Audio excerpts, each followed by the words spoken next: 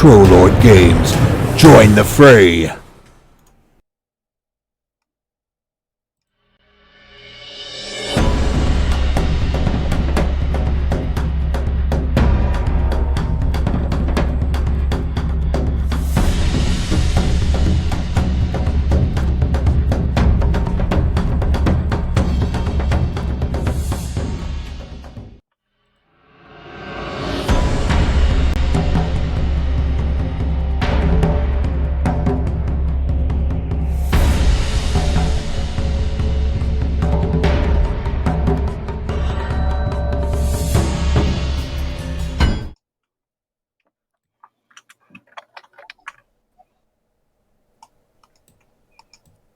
Okay, and we are live. So, welcome to Trollord Games. This is the Pools of Narrheit actual play that is a Castles and Crusades actual play RPG stream. And so I will have, I am Sam, I am your castle keeper for the evening, and I will have my players introduce themselves. We will go in the traditional order and start with Rekmit. Name's Robert, playing Rekmit Sourbeard, a Dwarven Runemark. My sauerkraut to start the game. And Leanise. Hi, I'm Chris. I'm playing Leanise Wollender, who is a half high elf, which is an Oraalau, so a magic user and a fighter. And Zeno. How's it going, everybody? My name is Matt. I will be playing Zinolestimus Faye, who is a monk. And Burt. Hey guys, my name's Alex, and I'll be playing Burt Longfellow, a Halfling Rogue. And last but not least, Jake. Hi, I'm George. I'll be playing Jake Tildor, Cleric of Durendale. And we actually have a new player joining us tonight who is playing Burnie. You want to introduce yourself? Yes, I'm Richard, playing Burnie Cohlm, a friendly neighborhood fighter. Excellent. Is it Burnie or Birdie? Burnie. Bunny. And so, who wants to do a very quick recap? And I think there was a question about centipedes. We want to make this quick so that we can get Burnie into the game really quickly. But who wants to do a very quick recap? Somebody else has to do it this time.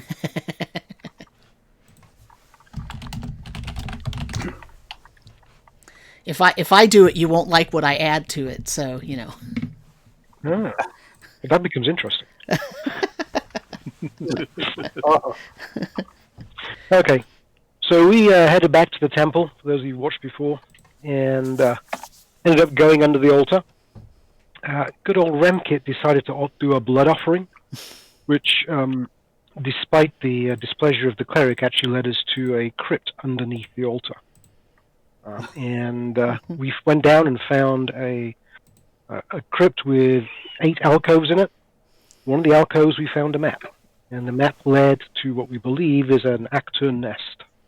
And believe, at least somebody knows, that the actor builds are used as part of the Narrheit rituals.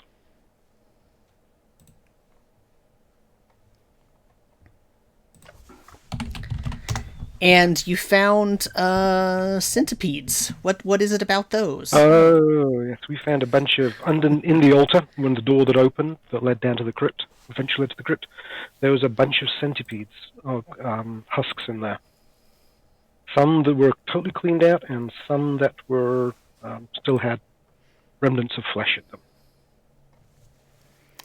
Yeah, they looked like little helmets or something. Yes. Yeah.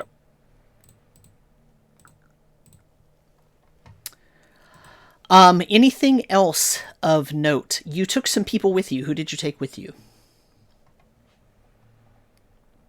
Oh, we took a They couple would of... be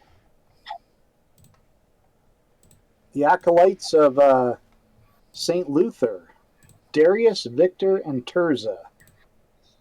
That's right. We picked And up their 3. favorite chant is "Upon my arm." Upon my arm. Upon my arm, we will cleanse this temple. Upon my arm. Okay, so the way we ended, you found a map. It was not a complete map. It was a half of a map. So I will show the audience that here again. Here is the half a map.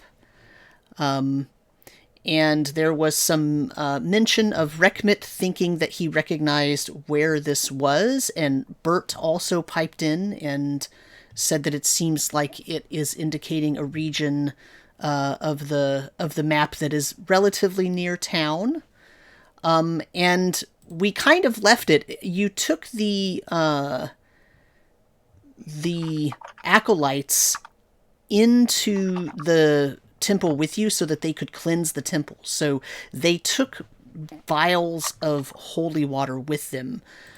So we don't need to play that out if you want to just say that they end up spending a couple hours in there with you standing guard and them cleaning the temple up in as much as they can possibly maybe wipe away some of the desecration.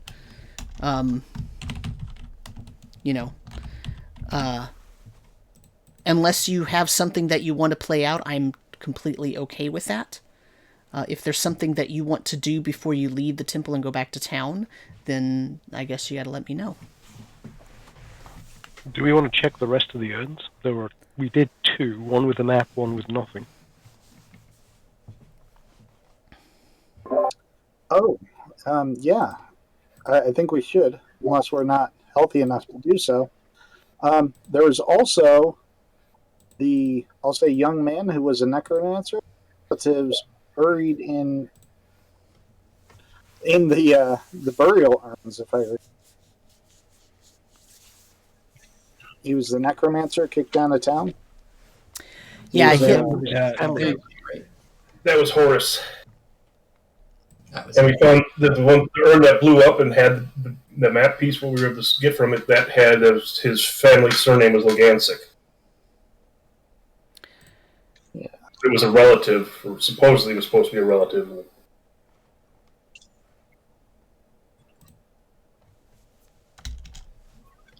I think we wanted to follow up with a few folks about that.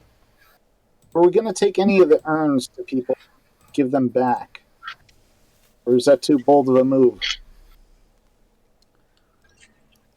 I would leave him here for now. Yeah, it seems a little bit like plundering. I would suggest that we be a little cautious because we don't know how far widespread or what's all going on with this in the town. It's obviously people from that are related to the town somehow because we're only a couple miles out of town. I was wondering for that whole justice type thing, take it back. Hey, look what we found. Why is it in this temple of Narrheit, huh? No, that kind of deal. Lean a little bit on them. Mm-hmm. We could always come back to that later at some point if we run out of any other trails. I think we have quite a few things to track down right now. Sure. I believe, if I recall the dates that I told you, most of the urns in the room with the 8 alcoves were all from 2 to 3 decades ago or something like that. And only one of them was more recent at 6 years ago. And that happened to be the one that was from the family of the necromancer, the wizard that got run out of town.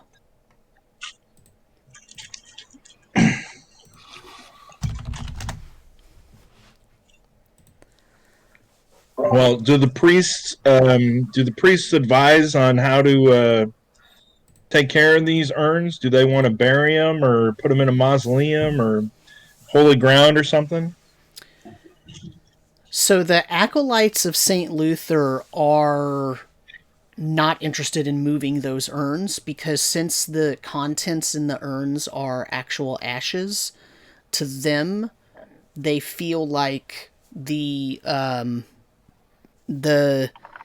the people who are laid to rest or whose ashes are in those urns have already had whatever ceremony they're going to have. It's not clear that they weren't just stolen and placed here. So what they don't want to do is take them out without having the proper rites given, but those particular acolytes cannot perform the proper rites. Sounds like a plan to me. Do they want us to destroy the statue of Narrheit on our way out? I mean, they would be absolutely happy if you destroyed that statue. But of course, they're kind of in your employ. They're not going to demand anything, but if you mention that, yes, they are all for destroying it. They don't care about the other statues, but the statue of the elf with the straight edge scythe, oh yeah, they want that thing gone. Sounds like a job for Rekmit. Rekmit the failed runner. Do we want to consecrate the altar as well? Yeah, I'm assuming that's kind of what they're doing too. Now, we did distribute all the holy waters. Mm-hmm. So we use about half of them on the altar? I was going to say, Rekmit's going to just kind of slip his into his pouch and just, not mention it. Yeah, I'll go with our cleric and use my holy water vial on the altar. Yep. And I'll go and look at the Narrheit statue and see about trying to destroy it. Okay. I mean, it is just a statue made of stone. It's a very nice statue. It's very well constructed, but all the same, it's still just a statue that you could probably destroy with a few well-placed, well-timed blows with a heavy weapon. Well, I'm just going to use my rune of rending on it. Hey, don't See you have a rune? That works too. Because I can't lift a heavy weapon. Whatever it takes. It could lift me.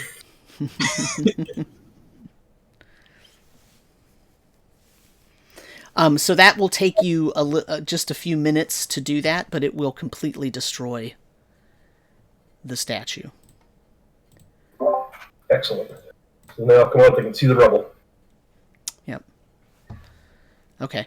So once that's all done, the acolytes will, they basically say they'll bring the priests from the House of St. Luther over to do some actually Lutherian rites for the urns.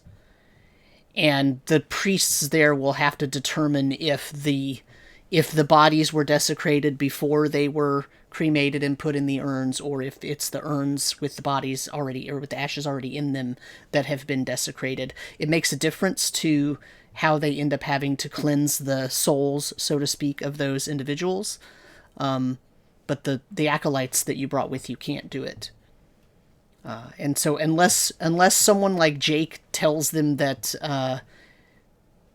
that's not necessary, then that's what their plan is. They'll go back to the House of St. Luther and start to arrange that. I think that's fine. Okay. Sounds like a good idea. And as they're, I'm assuming we're probably going to be heading back with them. Yeah. On Rekmit, unless Rekmit's leading us a different way because he knows where the thing is. But once we get back to town, Zeno will kind of look at the acolytes and be like, "Young ones, you did well for your first outing. I'll be sure to report to the high priest of your bravery and courage in the face of adversity. Thank you." Thank you, Sir Zinolestimus. We are proud to have rescued the Holy One from the pit with you. It was quite an experience, and we shall never forget. We know now that we have been called in the correct direction, and that St. Luther will definitely lead us to greatness.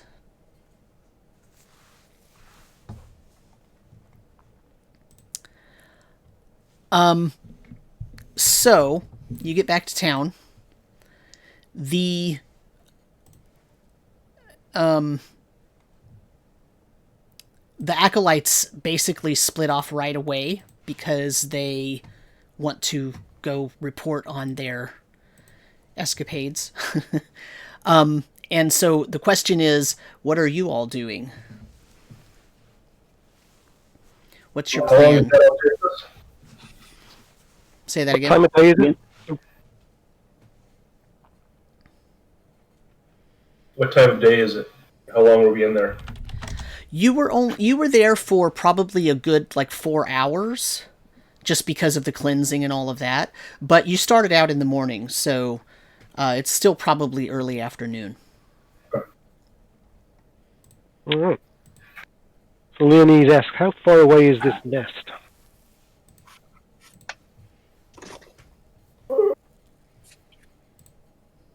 Rough estimate. I think we were saying 2 to 3 miles. 3, 4, 5. Hang on.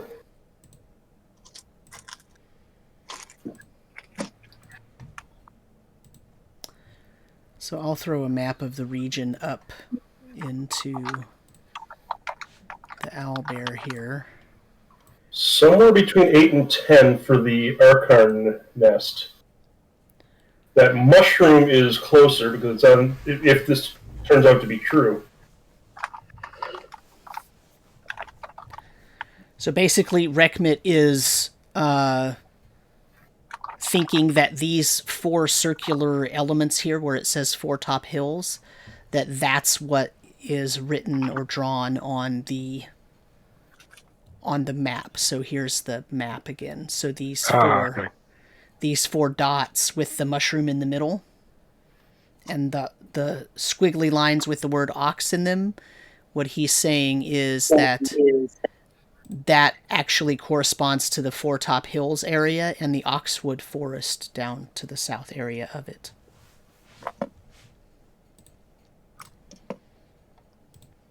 Uh-huh. Yeah, that's my best guess. I'm trying to find how to change the color because I can write where I think, based on that little map snippet, that they show a little trail going off before Oxwood coming up through here. And my guess is this is the Archon nest.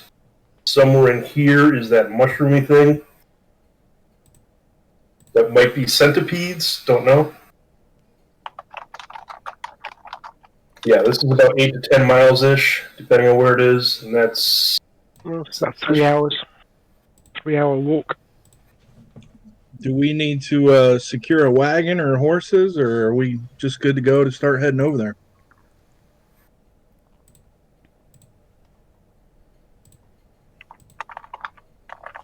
The question I have is, do we want to check out the mushroom first, or do we want to try to avoid that and go to the Archon nest?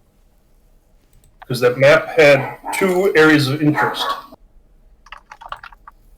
There was also the missing acolytes, right?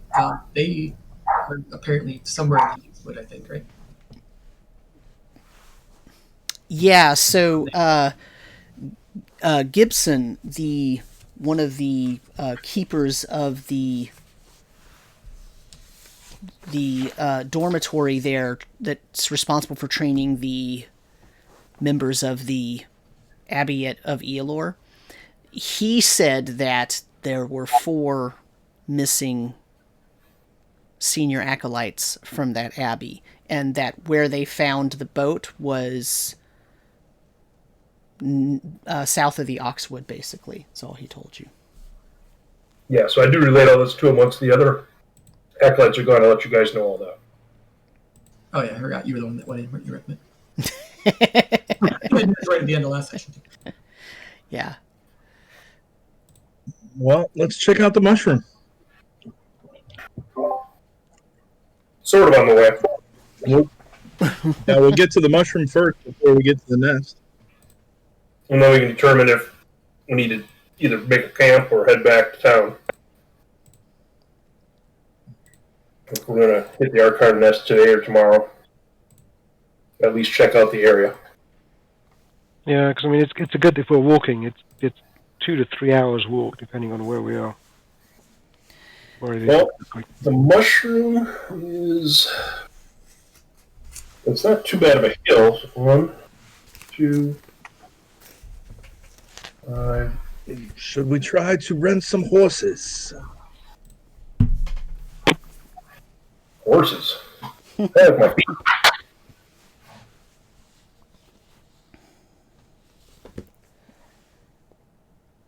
So you can, just in general, if the weather's good, you can travel roughly 8 or 9 miles per day maximum without any hardship, basically, depending on the weather and depending on the terrain. Although these hash marks here, those are elevation changes. Okay, and they are 400-foot elevation changes. If I recall. Couldn't remember if it was 40 or 400. It was 40 in town. On the town map, it's only... Okay. That's why I got the mistake. Yeah, I actually might be wrong. Let me check something real quick. I should have noted it right on the map, but I did not, so... Let's find out.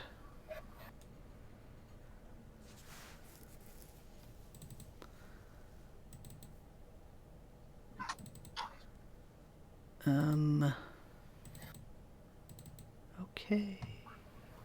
Yeah. The elevation, 400 feet elevation on the contour line on the wilderness area. –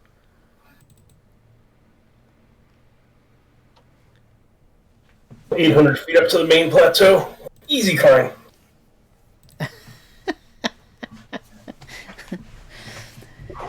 Perhaps. For you, maybe. Perhaps we should check the inn to see if there are any willing to accompany us on our journey. Oh, yeah, that's true. Yeah. Now, let's just leave town. Let's go now.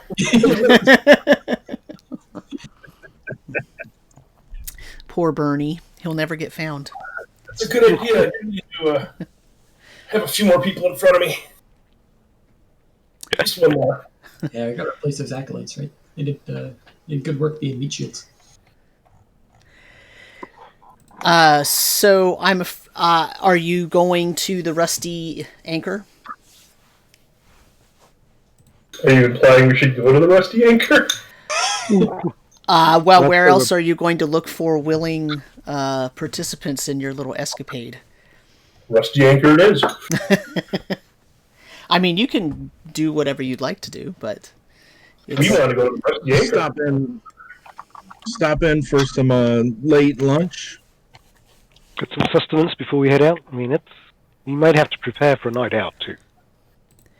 Yeah, because it could be an entire day's travel to get there.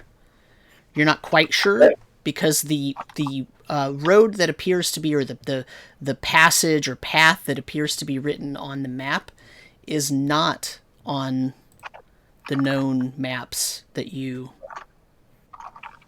have available. With that in mind, I just remembered I need to stop by Leuven's General Supplies and pick up another bedroll. That's true. It did burn up, didn't it? True, yeah. Speaking of the supply store, I'm going to see if maybe we can procure a couple of traps. Because anything that we're headed to that says the word nest sounds like we could use a couple bear traps or something. Mm-hmm. Okay. So your choices for places to go shopping. So in this portion of town, you have Leuven's General Supplies, and you have Willem's Finery, and you also could check the blacksmith or Pickle's Bait Shop, which could also have supplies. I'll check the general store first. Okay. Yeah, so Leuven's... They'll definitely have we'll definitely have a bedroll, so I guess me and Rekmit will head over there. Okay. Yeah, Leuven's General Supplies is probably the largest store, the largest shop in town. It is definitely packed full of various different implements for all sorts of what one would call necessities in this area. It's actually 2 stories, and Leuven and his wife and children live on this half of the second story, but the whole first floor is all general store.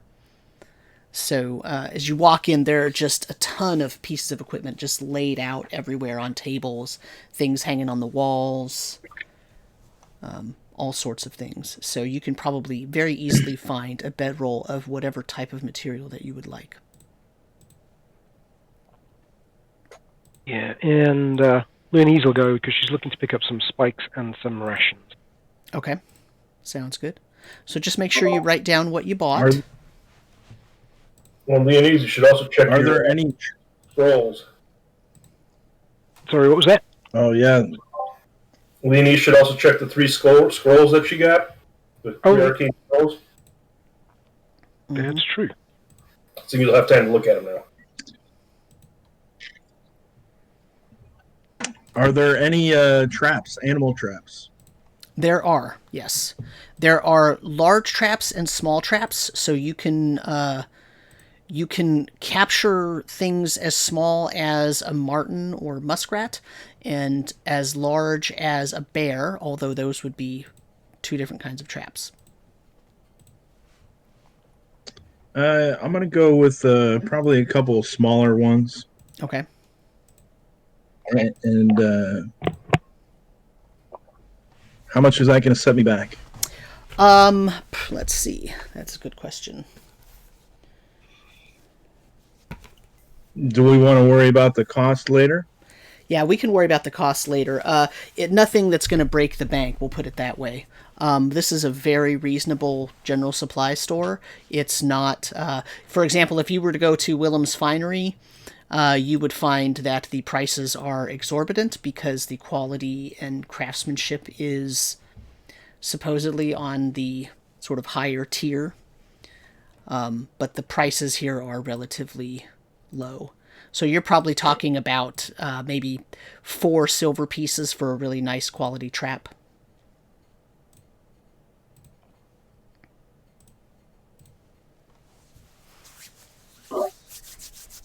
And I'll strike up a conversation with the owner real quick. Okay.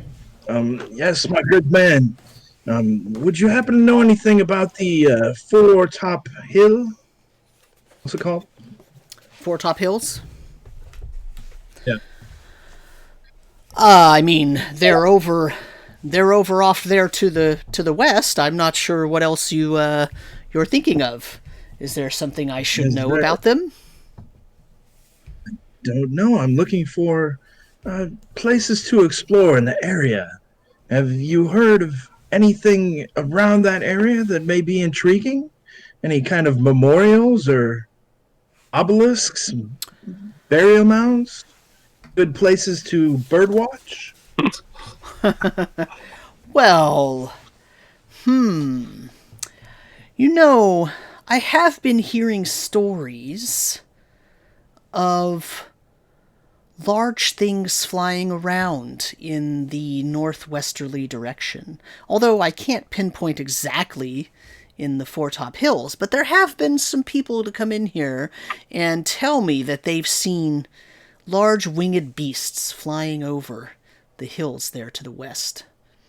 Perhaps those are the birds you would like to watch? Oh my, it depends on how large they are. You're not speaking as large as a dragon, are you? No, I don't think so, but bigger than a large hawk.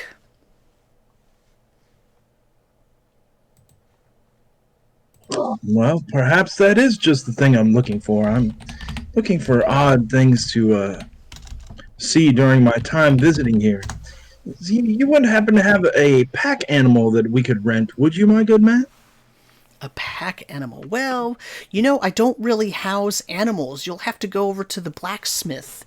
he has a bunch of stables there, and he loans out and sells all sorts of bestial weapons and tools. Thank you for your time. And then Zeno's going to kind of lean in a little bit, kind of pulling him close, and he's going to be like, I don't know if you've heard, but apparently they found some kind of strange temple to an evil god just outside of town. I'm going to try to gauge his reaction. What evil god are you speaking of? Are you speaking of Unklar? Even if I knew the name, I would be too fearful to mention it out loud. But that's all I heard. It could just be a rumor, my friend. I hope so. I would hate to think that we had a nest of cultists hanging around. It took us long enough to get rid of Unklar. I don't want him to return. Was there a cult of Unklar here at one time? Well, no, but he was just so ever-present for so long. I don't want him to come back. I will keep my eyes and ears peeled. Thank you. I shall do the same, and if I hear anything else, I will be sure to let you know. Did you see anyone there? Is there a family in town I should look out for?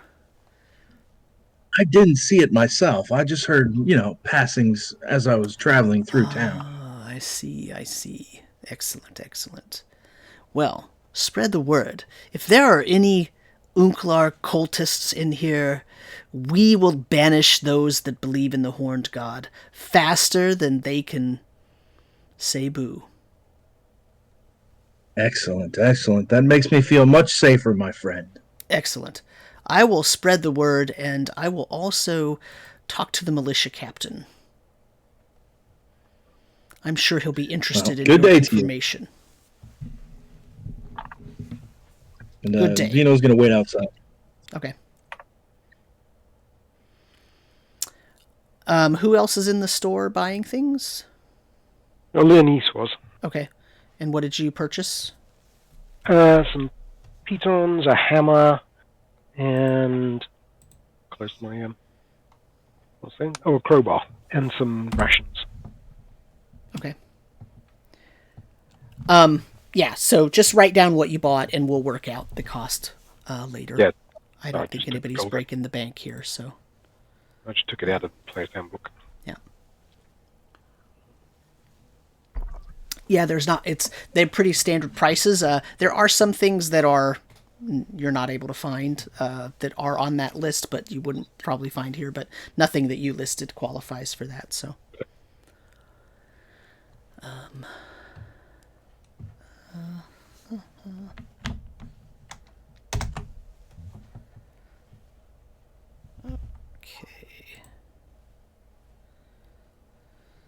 Okay, so you are going to go to the Rusty Anchor. Is that the idea? I think Jake and Burt already went over there, maybe. Okay. Yeah, we had nothing to buy. We can head that direction. Okay. Yep.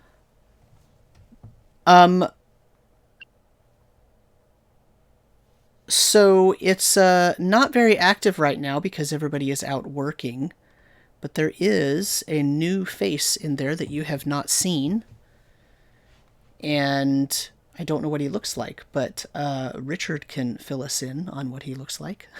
Okay, as you walk in, you see a tall, 6'5", big, around 250, muscular guy, standing in front of the bar, looking at the bartender, and he's got long black hair that's tied into braids, and he's got a mail coif pulled off his head, sitting around his neck. He's wearing ringmail, and he's standing there holding a hand axe, and he goes, "What do you mean?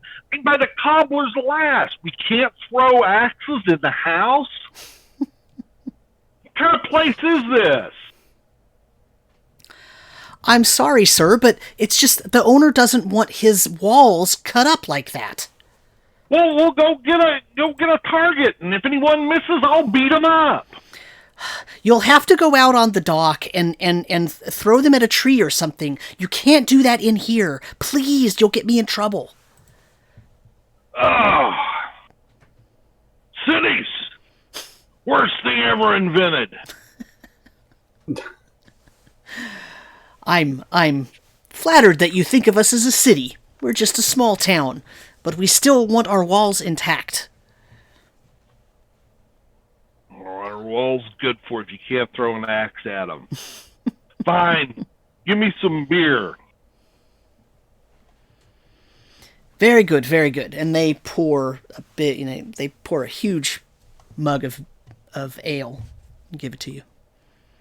And he'll slap a couple of silvers down. Is that enough? Excellent. They nod. Thank you very much for your business. If he knows the people coming in after he gets his beer, he'll look at them and go, "Can't throw axes in the bar." And he walks over and sits down and drinks about a third of the beer in one quaff and is just shaking his head. I lean heavy on Burt. Well, not too heavy. Burt gets pretty much. Burt, why don't you challenge him? Feel on our new friend. See how good he is with the hand axe there. This is your name written all over. Burt, I'm not thinking that's a great idea, but I would strike up a competition with him, perhaps. So I'll go ahead and turn to him and be like, what's your name here? Name's Burnie. What's yours? Burnie, I'm Burt. Nice to meet you here. We actually might have... Pleased to meet you. Yeah, pleased to meet you. We might have a job for you. We're about to head off adventuring in the Four Top Hills, and you look like just the kind of guy we could need here. Hmm? And what's out in the Four Top Hills that I'd be interested in? Well, we found a bit of a map. It's not fully detailed, but we're looking for a nest of a large creature, and we think it might be used in some kind of chaos ritual. Sounds like fun. He throws the rest of the beer down, sets it down near him, and then reaches down and grabs his pack. And as he scoops his stuff back on, he's got several axes hanging off of it. He also has a two-handed bearded axe. Let's go! Perfect. And I guess we'll head on out, meet up with the others. Okay. You going to introduce your new friend to everybody else? Yeah, exactly. Meet up with everyone else. So I'll say, hey guys, this is Burnie. You look like the kind of muscle we could need. And I invited him to come along with us. Pleased to meet y'all. Oh, welcome, Burnie. Leanise kind of looks him up and down. Looks like you could be helpful in a fight. Rekmit walks up, takes a look at him, walks behind him, sees if he gets fully hidden by him. Looks his head.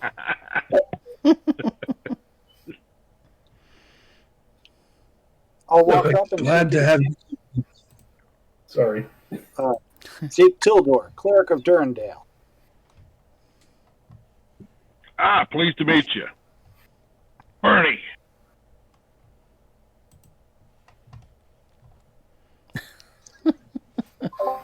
So I guess it's probably getting pretty late. Should we head out first thing in the morning? Or do we want to head out right now? I think morning would be wiser. Leanise is looking around. So the last place I want to hit up is stop at the blacksmith real quick and see if we can rent a pack mule for a 3-day tour. Okay. Yes, you can rent a pack mule for A 3-day tour. Boys are back in town. How many do we got? Oh, that's 6. We need one more to make it a 7 Gilligan's Island. My Chihuahua familiar count? Say that again. So does my Chihuahua familiar count? It depends. How vicious is it? It's a Chihuahua Terrier mix? It thinks it's vicious? Yeah, pretty typical. Well, you know what coming at Reach red levels. you know what coming at you is my husky blue healer who's 65.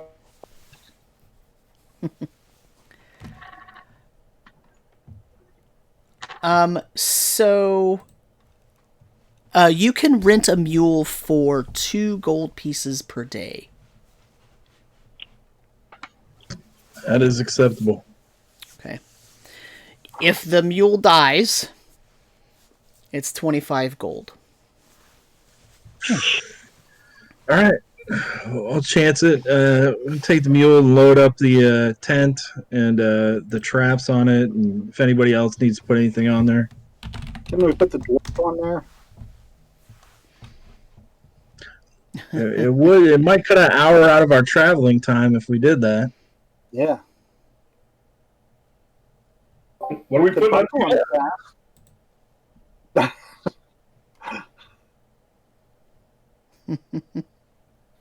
I gotta go try to cut it down. I'll be right back. Little legs, so I'll happily ride. Oh yeah. I forgot about Burt. There's more about the dwarf. Tying his beard fast to the gear.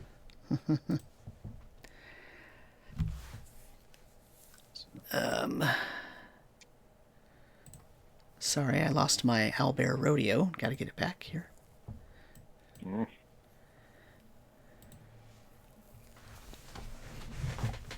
So you're going to spend the night in town then? Is that what I'm hearing? Yeah, I Yeah. think so. Yeah, I think we're gonna do a night in the Rusty Anchor here and then head out. Okay. That's good then. I think you can do that. Let me... Whoa, that's a weird screen. Let me see. I think you can do that. Is there anything else you want to do before you depart? Not for Leanise. She's raring to go.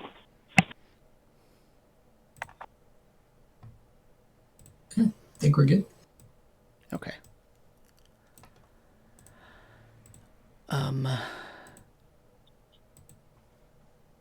Do we need to... Oh, damn it. There, I lost it again. Need to close that. Sorry, I'm having technical difficulties. Do we need to take a 5-minute break so I can fix something? Sure. So let's do that. Let me throw us over to the... Darn it, come on. Here we go. Let me throw us over to the break screen real quick. 5 minutes, and then we'll be right back. So, All right. Sounds good.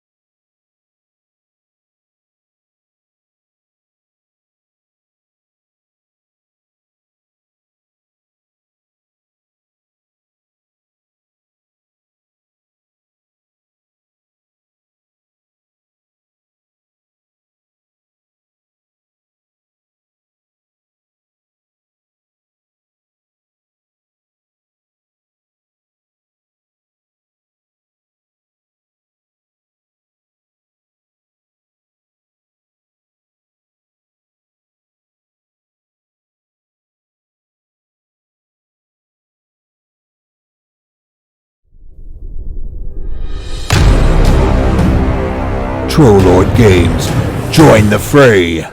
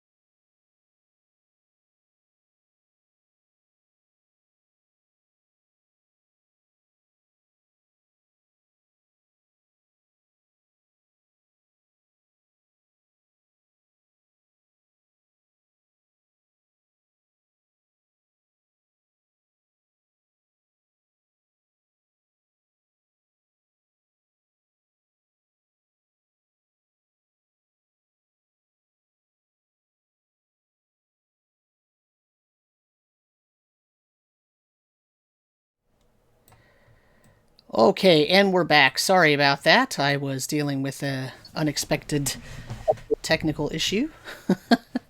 But let's check this. It's also not...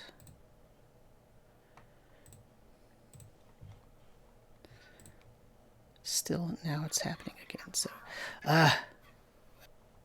it's driving me crazy.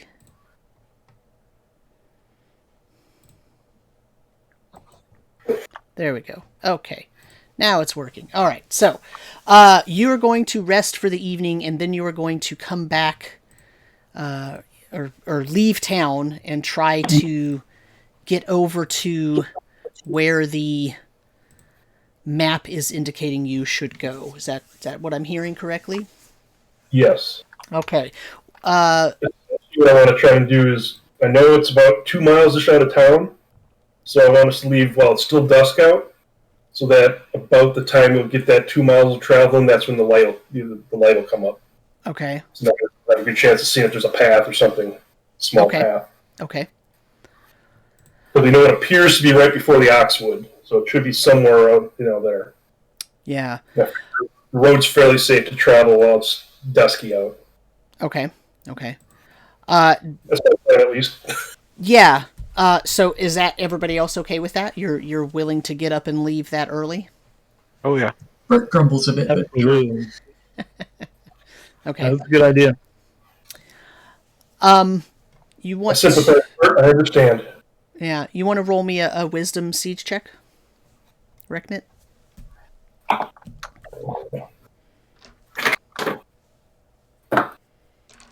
Ooh, wisdom.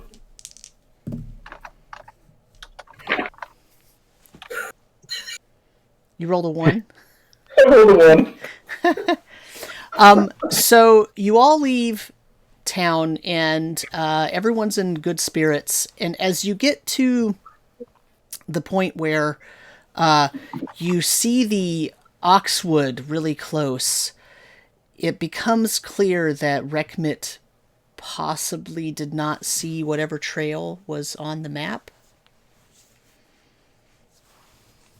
And now you are several hundred feet away from the edge of the Oxwood, but it's pretty obvious that if that map is correct, you have missed whatever pathway is shown on there. Well, guys, I didn't see a path. Did any of you guys see a path? No, I didn't see a path. Did not. No. What's up ahead of us here? That would be the Oxwood. And that map that we should I have heard there were barrows in there. Where is my map? Well, do we want to backtrack? Yeah, want to backtrack and have one of you guys look for it where I missed, or do we just start heading north and skirt along the Oxwood? Yeah, I could do that too. I mean, Let's head to the north. this ground doesn't look too bad to move over. all right, heading up along the edge of the Oxwoods then. Okay.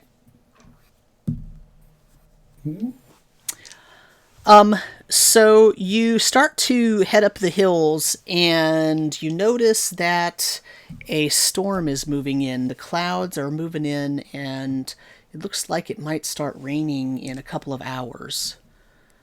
Now, by this time, you're traveling. I mean, are you trying to hurry, or you're taking your time, or you're doing a standard pace? What's your plan here? And the pace. I would have suggested as soon as we see the dark clouds, we try to hurry a little quicker. Okay. Yeah. Try to get up the hills, at least up onto the plateau as fast. That would be my suggestion to the group. But whatever you guys want to do, I think is best. Okay. So you're at this first. Let me get a pointer here. The first area. This area here. This first elevation mark. You hit that elevation marker around 4 hours into your journey, And that's when you start seeing the large clouds come around. So you can probably make it to this forested area about 1.5 miles away. You might have to go a little quick if you want to be under the canopy of that forested area before it starts raining. Yeah, I would suggest, because it's be about 10 a.m., 10 or 11? Yeah, I mean, you left before dawn, so it's very much like you're in, let's see, you're in Frostig, which is basically September kind of weather, so it's like early autumn. And so this is like, it's almost like a late summer storm or early autumn storm.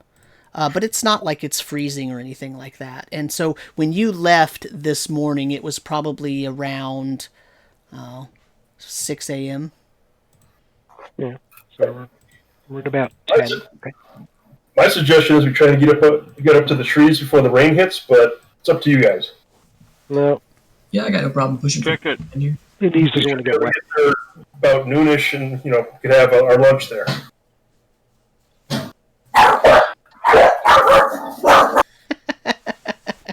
The dogs are telling you there's something there. Yeah. I sense a monster. Say that again? I sense a monster. Yeah. So you get up this final ridge line, and you see this hill here and this hill here. It's very distinctive and obvious. They are naked hills, so they don't have anything, at least from this direction that you're entering this area. You don't see anything on these hills, and there's very obviously a sort of forested area right between them. And as you get closer to the forested area, you notice that the trees, which are, it's a standard sort of northern forest. It's not really an old-growth forest. It's not a lot of conifers. It's a lot of flowering trees. And so your basic oaks, okay?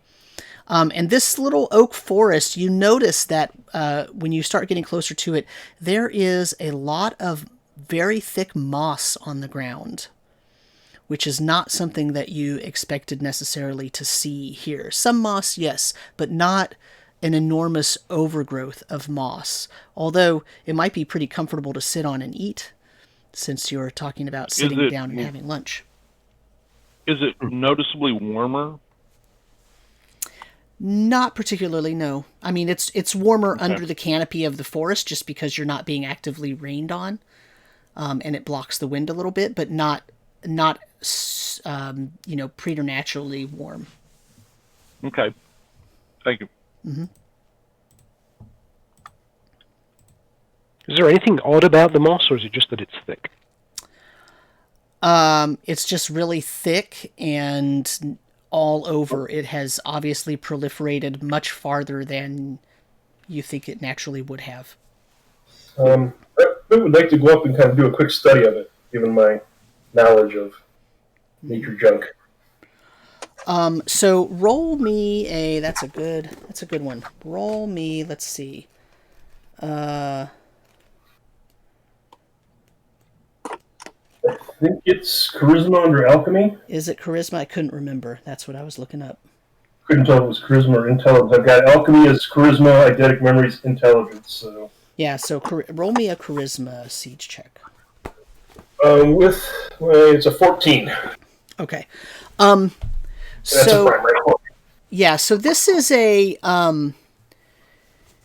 it's a type of moss that is, it has sort of, it's highly acidic, so it has typically antibacterial properties. But that also means that it usually only grows in very small little bundles, because it kind of outcompetes everything around it and it starts to acidify the soil. So it doesn't thrive unless it is in a mixed area with lots of other plants and whatnot around. But it seems like something has happened to this that has caused it to outpace its normal growth rate, and it has started taking over much more of the soil than you would normally think that it would. It doesn't, other than that, it doesn't look like there's anything different between it and the normal type of moss that you would see here. I'll definitely gather a sample and then. It's an interesting conundrum, guys. Something we might just want to be on our guard. Something's allowing this stuff to grow better than it should. Is there anything unusual about the trees? The trees look normal, except because they have so much mossy growth around them, they're also starting to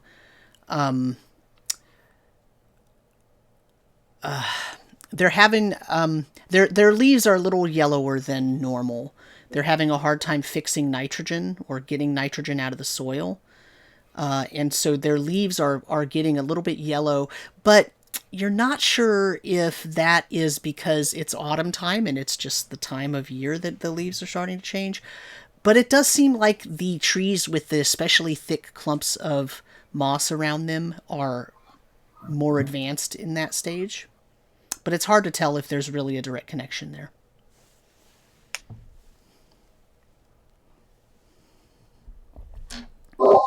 Does anyone have a pole that they brought with them? I have a staff. I suggest you may lead the way with your staff, probing the ground, as the moss may have covered up some holes. Good point. Leanise will move to the front. Okay. And as we move forward, going through the trees, we'll be prodding at the ground. Point of order. I believe we have a cleric whose job that is. Find holes. You did really well last time. I did. It was the serpents that get to you. I'll pull my dead serpent out and shake it at you. What are you doing with that thing in your pocket? Technically, I would have left the jacket at the barn when we were going to spend the night, but it would have been cool if I had it. So Zeno's going to line up behind Leanise. Okay. Leanise, you notice that the ground feels very regular. And it's very soft. So normally you would expect maybe some little rocky areas and some areas where the ground is more firm than other areas. But in this case, it feels like the ground, wherever there's moss, is very soft and very uniform. It's almost like it's leveled it out, got rid of everything. A little bit, yeah. Or that there's something underneath the moss that's level, like a foundation. So, as far as Leanise has put the staff down, it doesn't seem like she's hit anything that is solid. It just feels like dirt. Are there any marks on the trees? Scratchings, clawings? Look like they've been biting or eating on it? Beyond the or eating on the moss or anything? Not on the moss. You do see animal sign. You know, you see sign of deer and probably bear and, you know, things like that have moved through. Little tufts of fur, some scratched tree trunks, things like that. But nothing nothing out of the ordinary. As we move through the moss, do we leave a track? Or does it kind of spring back? It springs back pretty well. Okay.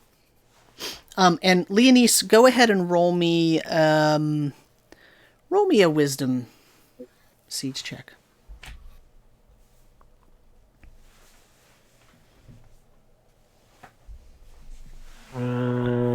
Yeah, that's not going to do anything. That's a 4 on the die. We're not a wise party tonight. Yeah. You hear off in the distance a slight buzzing noise. Jake, I think the ground's fine. You should probably go ahead. Take Durendale's lead of the way. Leanise said it's perfectly fine. The moss is normal. It's all good. Moss is normal. Just a lot of it. It's happy moss. See? Does everyone else also hear this buzzing? Leanise will be like, hey, there's a buzzing noise going on here somewhere. Oh, that's just probably the Four Hills bees. Let us advance cautiously. And Zeno's going to pull out his trusty blowgun.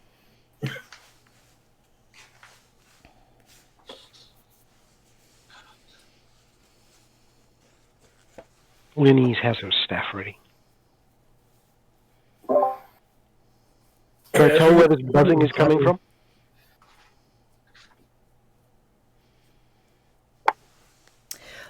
It sounds like it's coming from the slightly north and to the west of where you are right now. I kind of point to the northwest and it's like, yeah, up in that direction somewhere.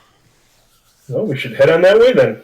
And as we do move forward, Rekmit will slowly make sure he falls behind Burnie, Jake, and Zeno.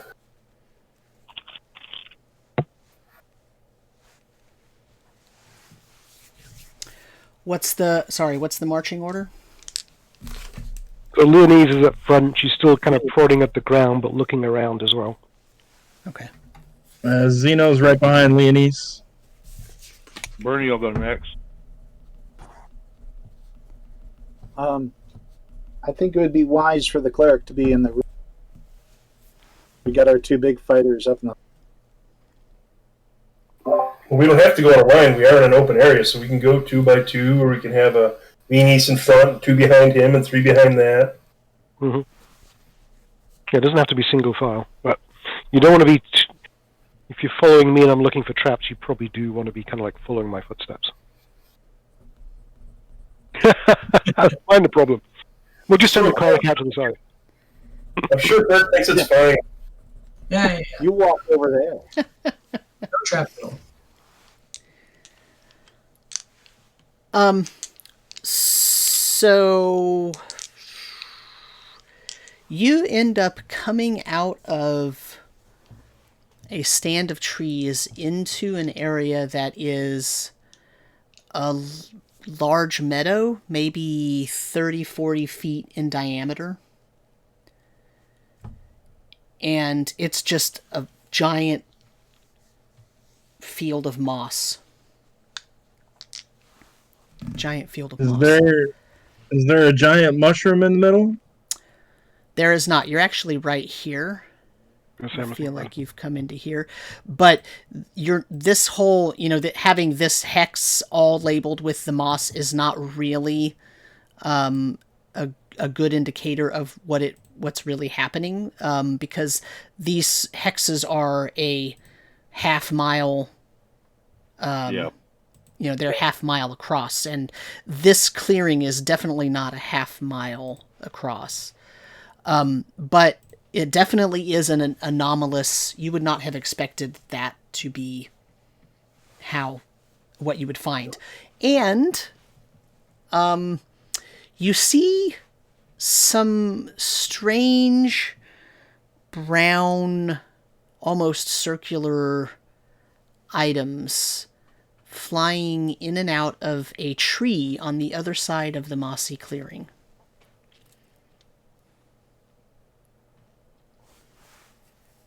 How big are these things?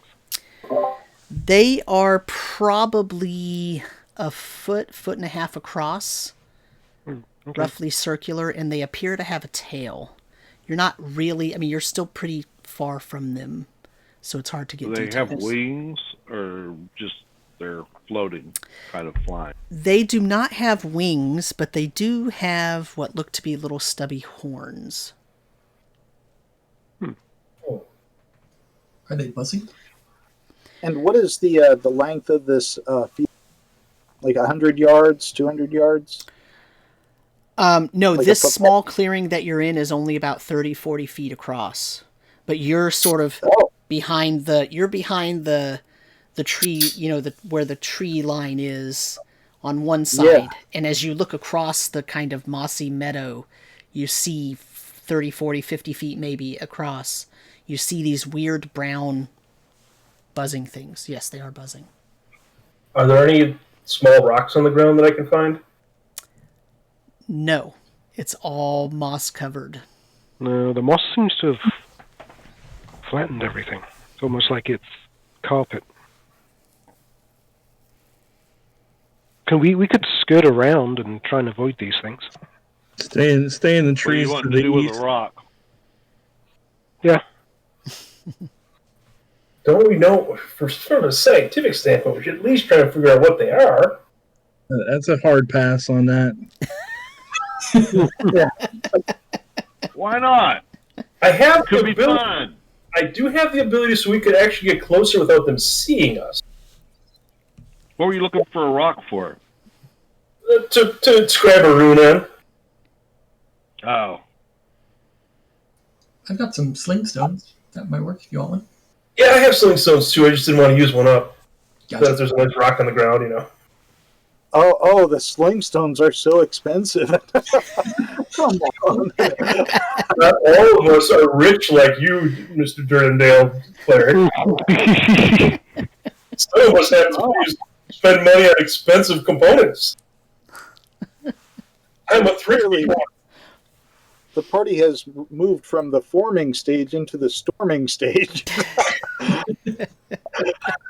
Well, we have the ability to make it so it would be difficult for them to see us, but they could still hear us and sense us in other ways. Speaking of Also the have the storm, has ability- it started raining yet? It is raining, yes. Okay. And I do have also the ability to, if it would be like a swarm that would attack us, to potentially distract them. But we can avoid them if you would like. I mean, not knowing how many there are, and I don't know. I'd rather go around and circle around and see if we can find the mushroom. I'm wary of leaving things behind us that we don't know about. There's always going to be stuff behind us. Not with you guys to clear them out.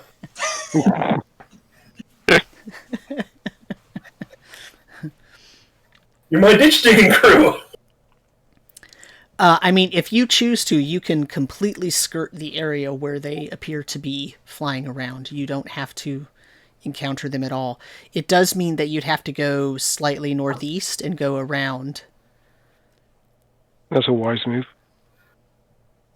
Yeah, I think we can do that. I mean, we know where they are. We can always come back. We're not doing anything except buzzing around. Mm-hmm, mm-hmm. We're not guarding anything. We don't need to know anything about the area. So not much will burn in this area, right? It's pretty wet. I mean, the moss is pretty moist, so it would be hard to burn it. Yeah, that's true. And there's no dead trees on the ground or anything?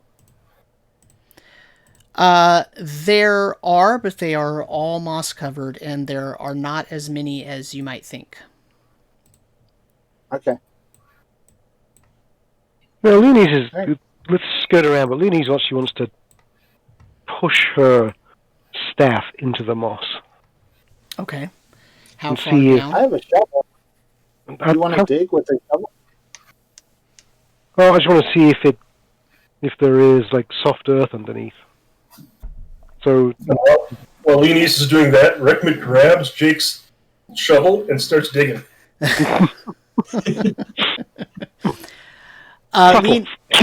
Leanise, how far down are you going to put your staff?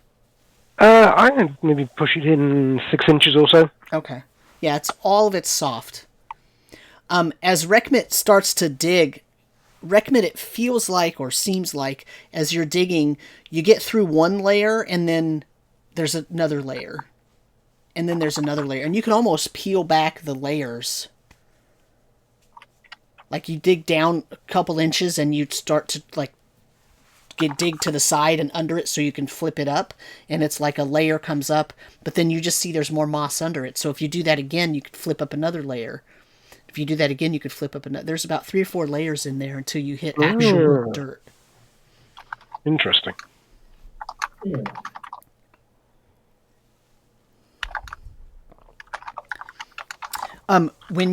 If you go all the way down to the dirt, it's several inches. Oh, And yeah. you see that there are lots of grubs down there crawling through the dirt. Just grubs, nothing else? Just grubs that you can see.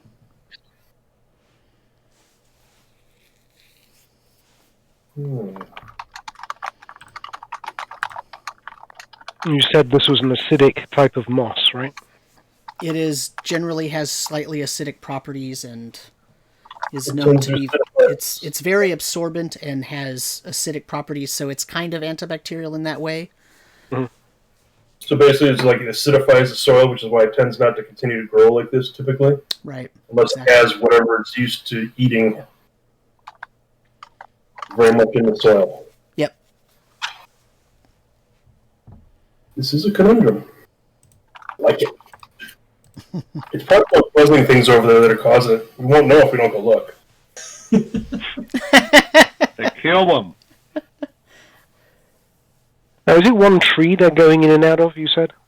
It's hard to tell from where you are. You just saw it flying into sort of the leafy portion of one tree, Right. but you can't really say that that's the only one that they are dealing with. How high up are Let us move onward. Let us move onward or attack. Let's do something. Yeah. Well, how high up are they flying? They're These creatures. flying probably 15 feet up,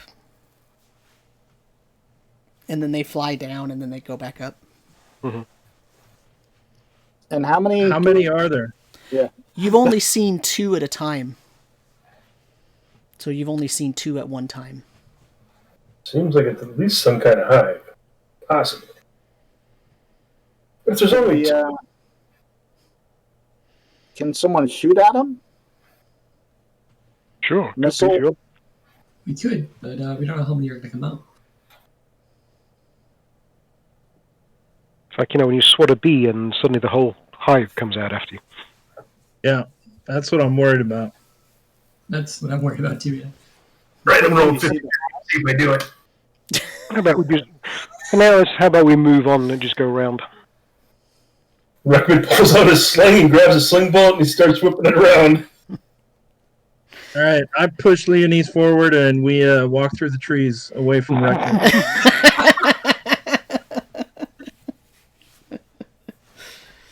Well, if you guys are going to leave, I won't do it, but I heard the offer out there to try and throw something at him. I don't think you could throw the sling that far, or sling the sling. But that's not a challenge. And then I follow. Sure seems like it. Well, I think I could, says Burnie, and he gets his out. Oh, no. You have a sling too? Yeah.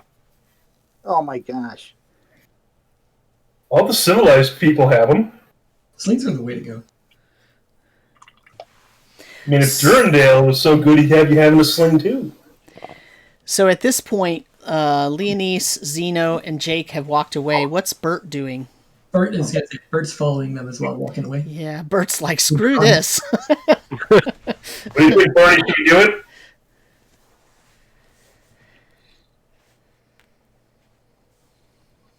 Oh, everybody's leaving. Burnie will leave too.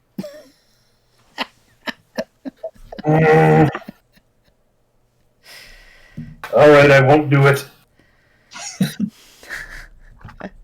Chaos does not reign this day. Okay, so you skirt around. You never broke for lunch. Are you going to break for lunch and eat and relax, or are you going to keep going? Let's get away from the flying things first. Yeah, let's try to make it to the mushroom and then break. I think we can try to find the mushroom first, right? Okay.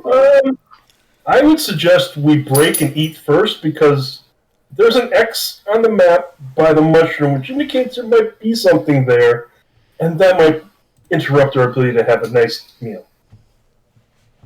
I think the X is where the That's a hide good is. idea. Oh, okay. Yeah, can you see what it says next to the X? Sent to something, or Is that something. centipede? That's my best guess. Oh yeah, it was something. It's like CENTIPEDE, So that and then it's like an X or a T. Don't know. so the M is probably for moss. Yeah. Yeah, that's what I was thinking.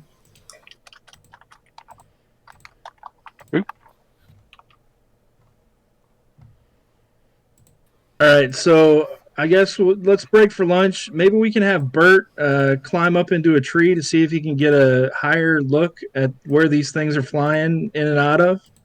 Yeah, I can do that, and also look around for the mushroom as well, or a mushroom.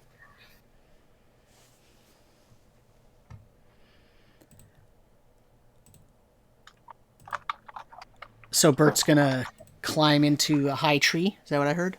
Go ahead and scamper up a tree.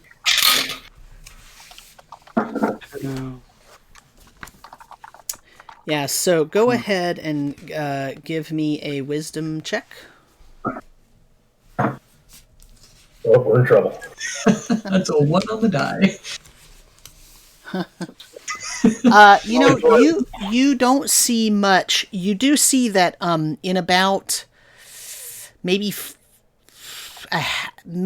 a quarter mile, maybe 0.2 of a mile, you see that the regular sort of forested oaky type of terrain turns into a mushroomy forest. And when I say mushroomy forest, I don't mean a glade of, short grasses and nice button mushrooms on it. I mean enormous mushrooms that are, as tall as the oaks. So you see these big top portions of the mushroom, the cap of the mushroom, are as tall as the canopy reaches in some cases. Oh, there's some big mushrooms. All right. Did I see anything with the little flying things? You can't see anything related to them. I mean, you can't even really see where they were flying in and out from where you are right now. Okay, I'll head back down and let everyone know. It's about half a mile, 0.2 of a mile up. There's a lot of mushrooms, probably where we should head.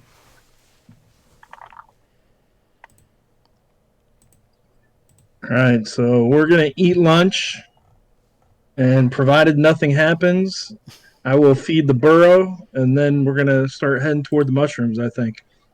Everyone's okay with that? Yeah. Okay. So as you head over to the mushrooms, you see that the mossy ground starts to give way and thin out a little bit, and starts becoming more like what you would expect from, say, an old growth forest, with maybe even an old growth rainforest with lots of moisture in the ground, but there's not a bunch of moss there sucking up that moisture anymore. Or at least there's not a single type of moss there. Now there are a lot of ferns and a lot of mushrooms, a lot of fungi, a lot of dead trees that have fallen over and been hollowed out through natural processes, not hollowed out by something actually purposefully doing that in terms of to make something. But eventually that all gives way to a vast number of mushrooms in front of you, just like a forest, except it's giant fungal mushrooms rather than large oaks and redwoods. And so the question is, are you going to look for whatever it is on that map? And if so, how? Is there a larger mushroom in the center of this mass of mushrooms, or can we tell? You can't tell from where you are right now. I think it might just be indicating a mushroom field.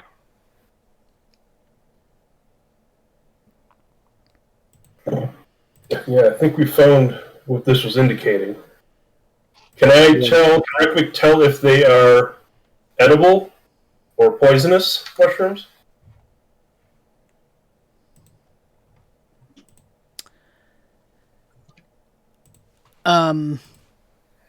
Some of them are edible and some of them are poisonous. They're not all the same.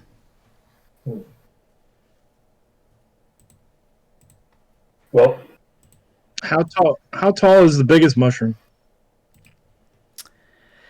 You estimate it's probably 50, 60 feet, maybe even 100. It's hard to tell. Is there anything moving underneath the bulb of the mushroom or up and down the stalks around the base? Go ahead and roll me a wisdom check. No, not wisdom. Yeah, we have pretty good at those. haven't we?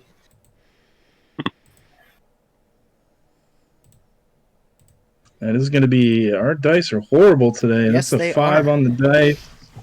Wow. 6 total. So you see what you would consider the, quote, typical number of things like ants and beetles and whatnot, but nothing out of the ordinary that you can tell. They're treating these mushrooms, what you see is the same thing you would see if it was still a woody forest. Ah. So it doesn't look like the mushrooms are having any particular effect.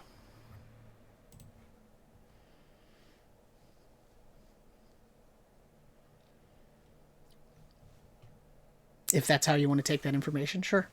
Well, Rekmit's going to take his dagger or whatever he's got and go up to one of them and just cut out a chunk of one of the edible ones. Just kind of munch on it a little bit. Okay. We'll see.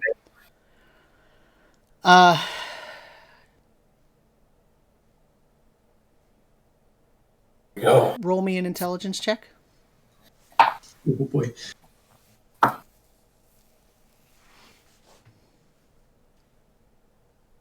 That would be an 11. That's not a problem. It doesn't taste how you expected it to taste.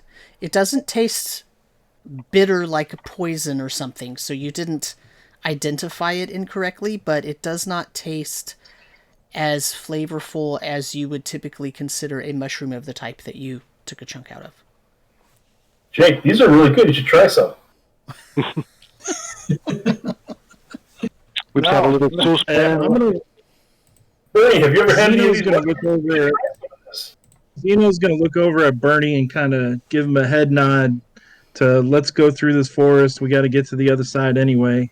And Zeno's going to start heading into the mushroom forest. Okay. Keeping an eye on anything above him. Okay. Anybody else following? Yeah, Burt will tag along. Yeah, Leanise will go. We should probably spread out a little bit too. Is there the moss is not here? Did you say?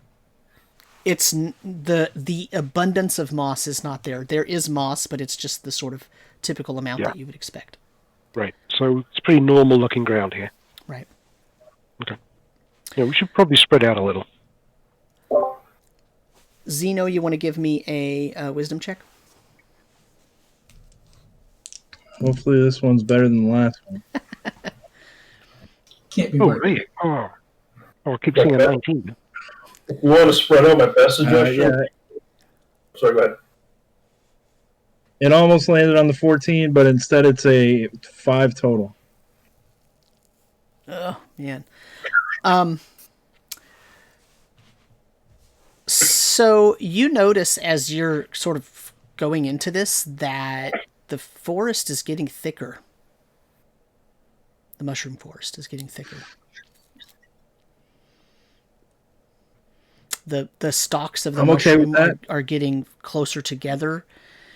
The rain also is creating an odd effect because the rain comes down and it hits the cap of the mushrooms and it rolls down and and the rain rolls off the mushrooms almost in a uniform manner, so that at any given time there's water dripping off of all of the edges of the mushroom cap, creating this sort of almost shower curtain effect where there's water coming down off of the mushroom cap and almost blocking your vision so that you can't see the stalks of the mushroom as clearly unless you actually get really close to that stalk. And at any given time, if you're not careful, you don't end up avoiding that, and you end up getting pelted with a lot of water that's running off of the mushrooms, because it's not acting as a canopy in the same way that the forest normally would act like a canopy, where it weaves together at the top and doesn't allow as much rain to come down at one time. It sort of disperses it out. In this case, the mushrooms disperse it out, but it lets it fall in these huge waterfalls unless you're really close to any given stalk at one time, if that makes sense. Mm-hmm.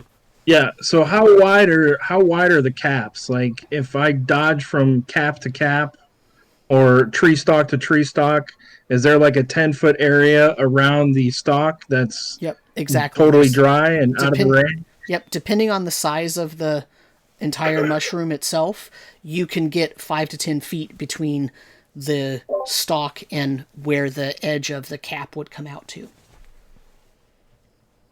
So once the forest starts condensing and getting tighter, I'm going to kind of do that. I'm going to advance from stalk to stalk. Okay. Going under the curtain of one into the next. Okay. How are the rest of you dealing with this? Here's my question. Do we want to do a spread out configuration as we're searching through here? Or keep it tighter? Sure. Because if I'm going to do spread out, my suggestion would be almost like a semicircle with who would it be? Well, maybe 3, 4, I don't know. Jake, Zeno, Burnie, kind of the strong people, sort of taking the front portion of it, and then maybe Leanise, Burt, and myself somehow fitting into the back section a little bit. So we could have 10 feet between us if we wanted to, so we could see farther, but still have enough where we could all get back together and not be out of sight of each other. Yeah, I was going to say, don't really be more than 15, 20 feet away from each other.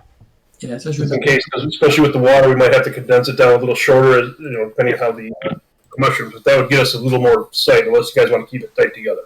Right. No, I think that's good. No, that sounds good. Okay. And I'm assuming that all of you are keeping an eye out for anything strange. Mm-hmm. Yep. How about everybody go ahead and give a wisdom check just to see. How many ones can we get? Come on. Right, yes, just to see how low it can actually be. Hey, got a Zeno got an 11. 12 on the die, 13 for my level, and so 14 for Leanise, and it's a secondary.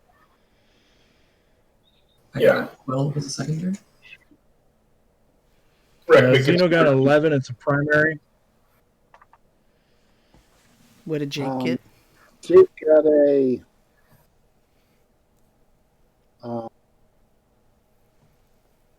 he might have got a 12. I have to check. Okay. And what did Burnie get?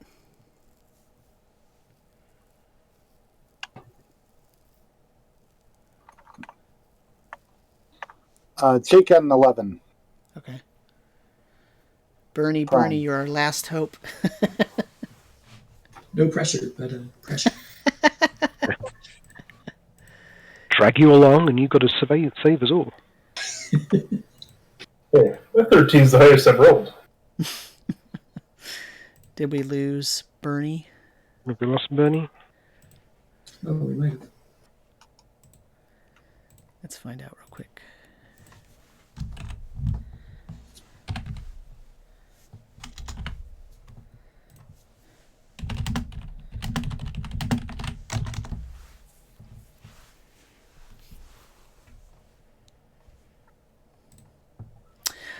So you all make it through the main portion of the sort of thicker forested part, if you can call it a forest. I mean, I guess it's a fungal forest. And it opens up into an enormous moss clearing. And this moss clearing is enormous. This one here, whoops, where, I forgot I had it on pin. This one here, where this opening is literally a almost half-mile span of more moss.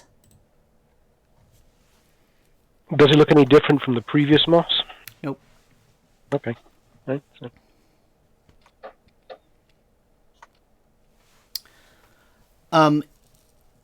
Rekmit, why don't you give me an alchemical roll?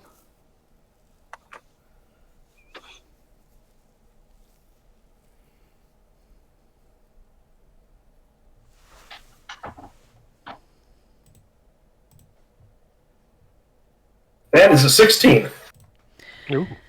So you notice after spending, a good hour in this area, you notice that it kind of dawns on you as you're walking through this very, very thick, rich fungal forest, and you get to the edge. You started to kind of, subconsciously notice that the ground was changing a little bit, and then suddenly you were at the edge of that forest, and now there's this enormous swath of moss. And it dawns on you that the moss looks like it's kind of receding and being replaced by the mushrooms. Oh, that is very interesting. The mushrooms apparently... Is there anything flying around in this mossy area? No. But then again, the forest on the other side is also mushrooms, not woody trees. And those things were flying around in woody trees. Yeah. So, Jake, can I borrow your shovel again? Sure. Want to try and dig down and see if the moss looks very similar, or because it's slowly being taken over by the mushrooms, if it looks any different down to the dirt. So it does not have as many layers as it had the first time you dug, but it still has a couple. But they're definitely thinner than they were back when you dug near the woody forest. Very interesting. Seems like the mushroom forest starting to eat away at this moss area. So I wonder if that was going to happen again, but this is definitely farther along than the other moss where it was nice and healthy moss. Something weird here.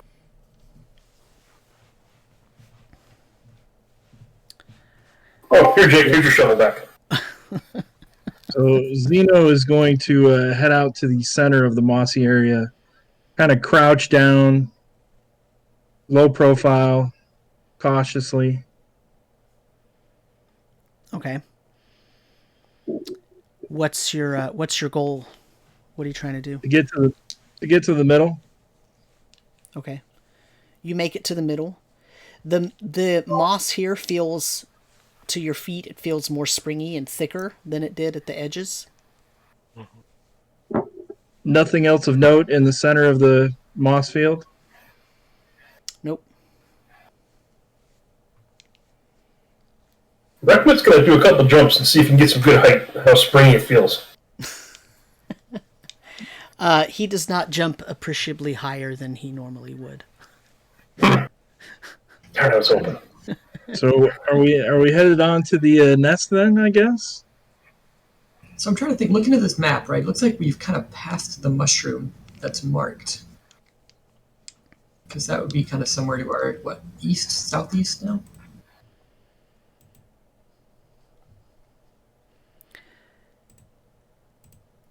It's really hard to say with the way the map is marked. Yeah. Because it's got the M for moss, right? So that, I'm assuming, is that first mossy clearing that we saw. This one. Yep. then we've got the mushroom area. Right, and then it doesn't have the second mossy clearing in there. So yeah, it's probably somewhere to our south or east. But it does look like it's farther to the east, because if you look at that hill on the lower right, the south side there. Yeah. So the question is, do we want to find the red X on the map or the nest?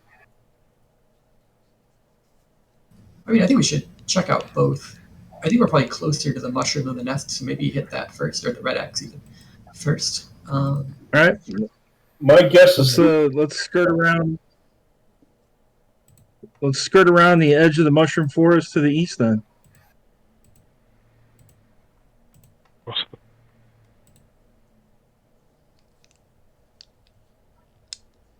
Kind of over here in this direction, Samuel. Okay.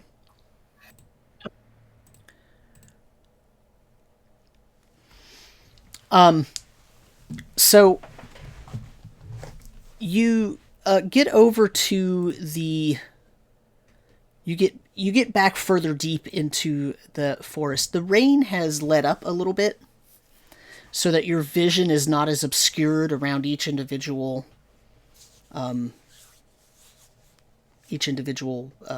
mushroom base, so to speak. And you notice that there is what looks to be a trail in the way that the water has been sitting now after the rain. It looks like there's a trail into the area with thicker mushrooms.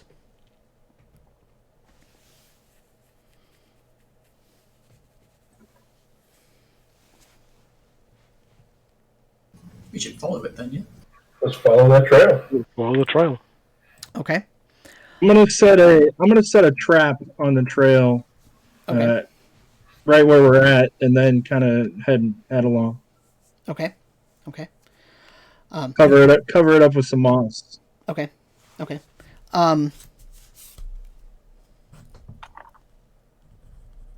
What time of day is it? Well, when you hit the first elevation change, the first major elevation change, it was about 10 a.m. And then it took you about an hour to get into the forest. And then you took a rest, right, and ate lunch. And then you sort of entered the mushroom area. It's probably 2 or 3 p.m. Okay. It's pretty late in the day. You're getting pretty tired of walking, to be honest. But when you follow the trail leads to a set of almost what could be called brambles, except it's not like viney, thorny brambles. It's more like stringy mushrooms with knobs coming out that cause a sort of bramble area. And it looks as if whatever was coming through here crawled under that. And this brambly area rises about, 4 or 5 feet off the ground. It forms almost a wall in front of you. Can we tell how thick it is? From looking at it, you can't tell. If you sort of try to poke your head in there and move your arms around it, you might be able to tell better. It's bad all the way around. If only we had someone in the party that could, destroy some of this stuff. But we don't. I'll pull my rapier and shove it through. Okay. Roll me an attack roll. Oh, gosh.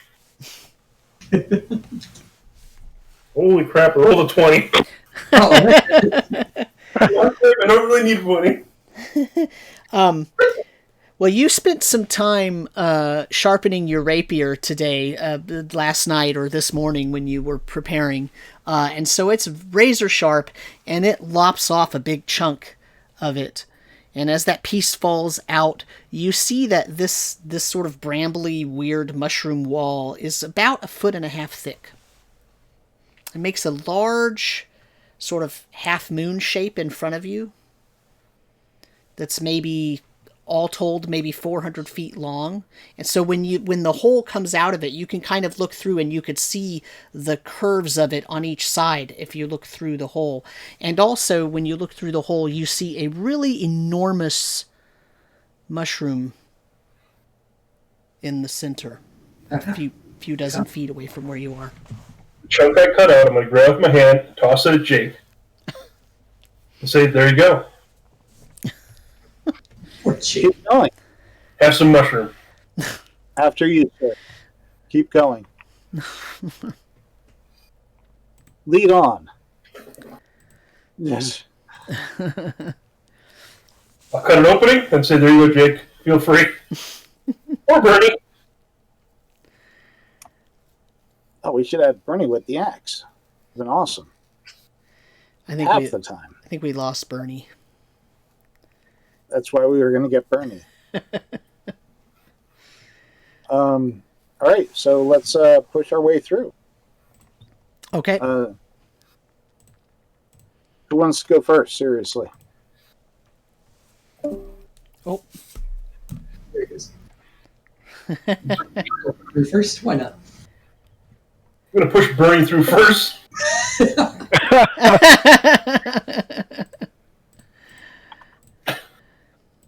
Zeno, you want to go first, or should I go first? Or do we Through. have Burnie back? I hope so. Oh, there you are. Yes. Yeah, I was here. It didn't. I guess I lost my voice, or my voice left. So or I lost the voice connection. I don't know what was going on. I could hear you guys. We're pushing you through the mushrooms. Excellent. Ah! But did we lose Chris now? Yeah, now we lost Chris. Okay, take your scrolls. All right.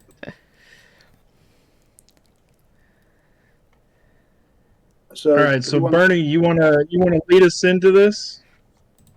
Sure. Axe in hands. I'll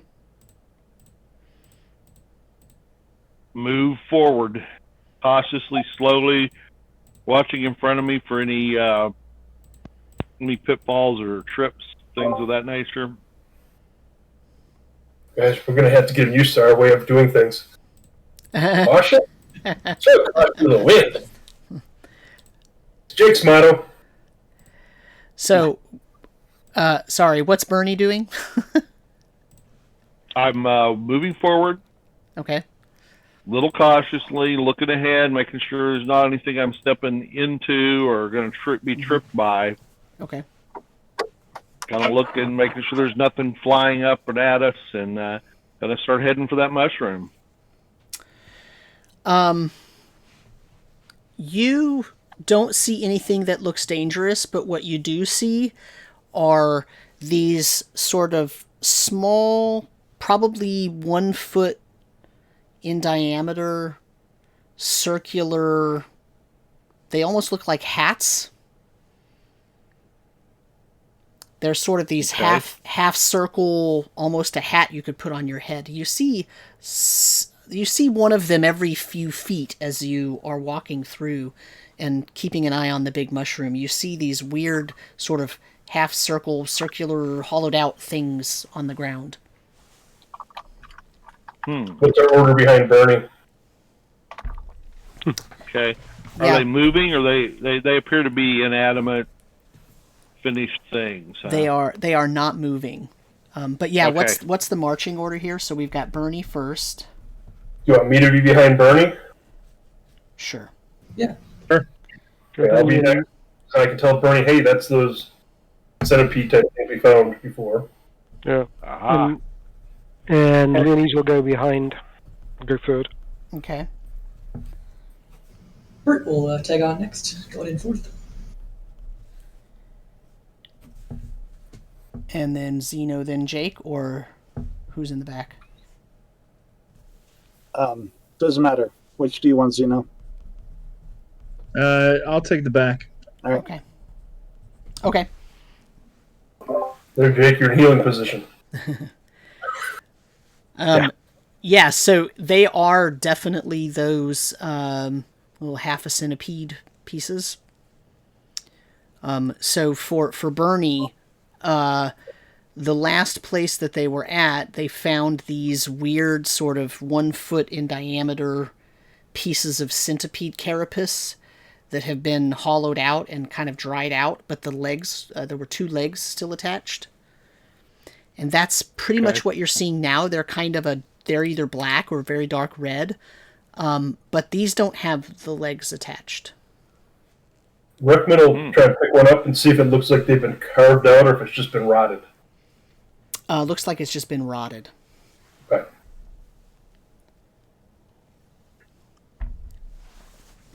And as Burnie gets closer to the mushroom, you see that there is a dark spot at the base of the stalk of the mushroom. It looks kind of like an opening.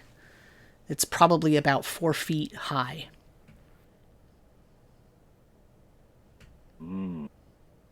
Something eats centipedes. How close are we to the mushroom? A few feet, like 20 feet maybe. Okay. We wouldn't be able to see if it was eaten or carved out or... Honestly, does it look uniform or does it look jagged? Does it look... It looks uniform, but created by an animal. Okay. How big is this mushroom? It's about 80 feet tall, and the diameter of the stalk is probably at least 3 feet. Okay. The cap creates an umbrella that's probably extends out 10 feet beyond the stalk. Does the hole look like it has... Can we see if it goes down or up once it goes in, or do we just see just the hole right now? You just see the hole right now. You can't see any more details than that. Okay, well, let's cautiously move that, or at least I will cautiously move forward. Yeah. Okay. As you get closer, you see that it does indeed, it's almost a cave-like entrance into the mushroom. And it pretty quickly goes into the ground, so it doesn't go up, it goes down. Okay. How big is the hole? It's from the ground, it goes up about 4 feet, and it's about 1.5 feet wide. Ooh, ouch, tight. Yeah, it's going to be real tight. Jake, come and check this out. I'm sure there's no trap.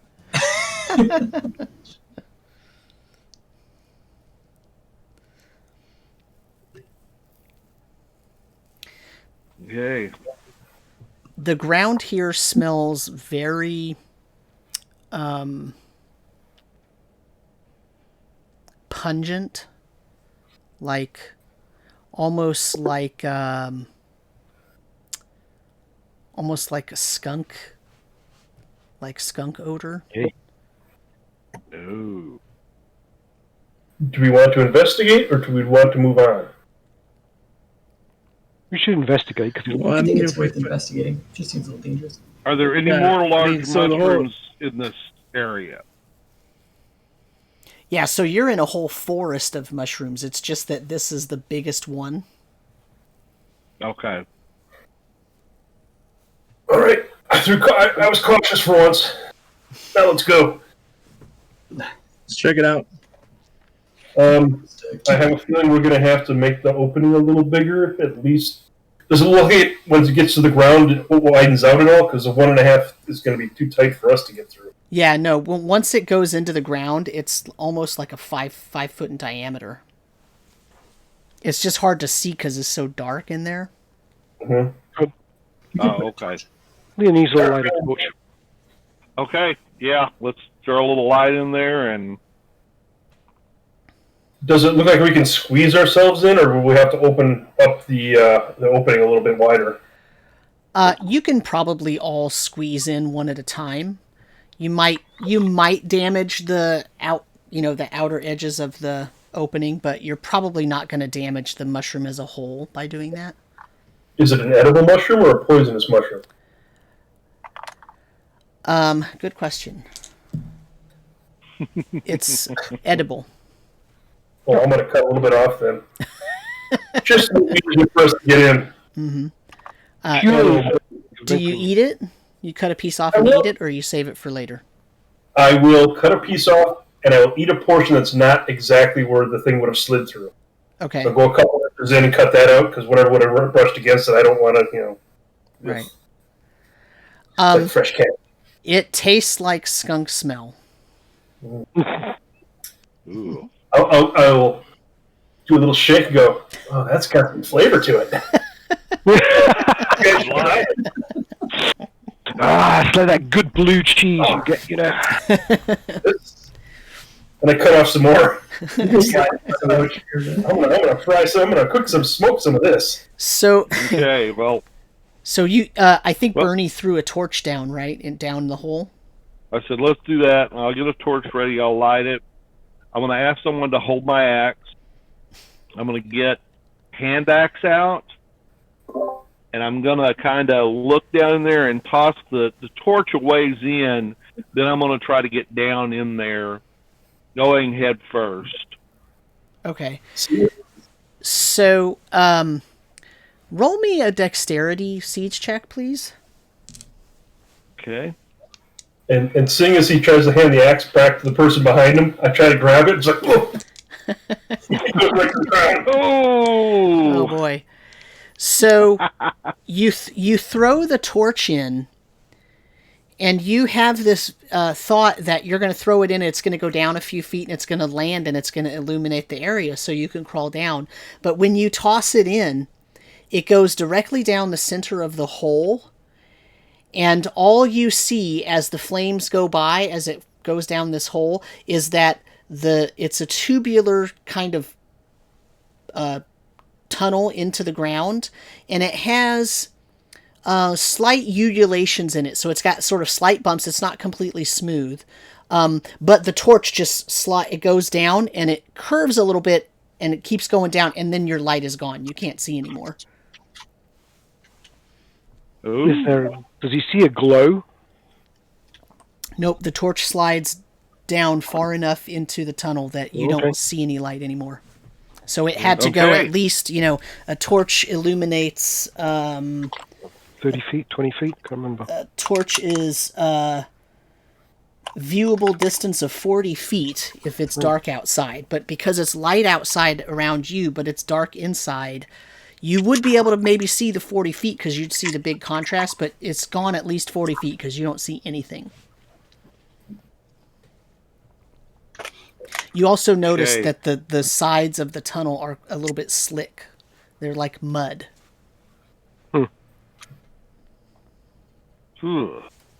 Well, slugs. We got any more rope? I got 50 feet. Anybody else got some? I got rope. Yeah, we could. Yeah, I've got 50 feet. We could tie the rope around the base of this mushroom and then follow it down that way. Yeah.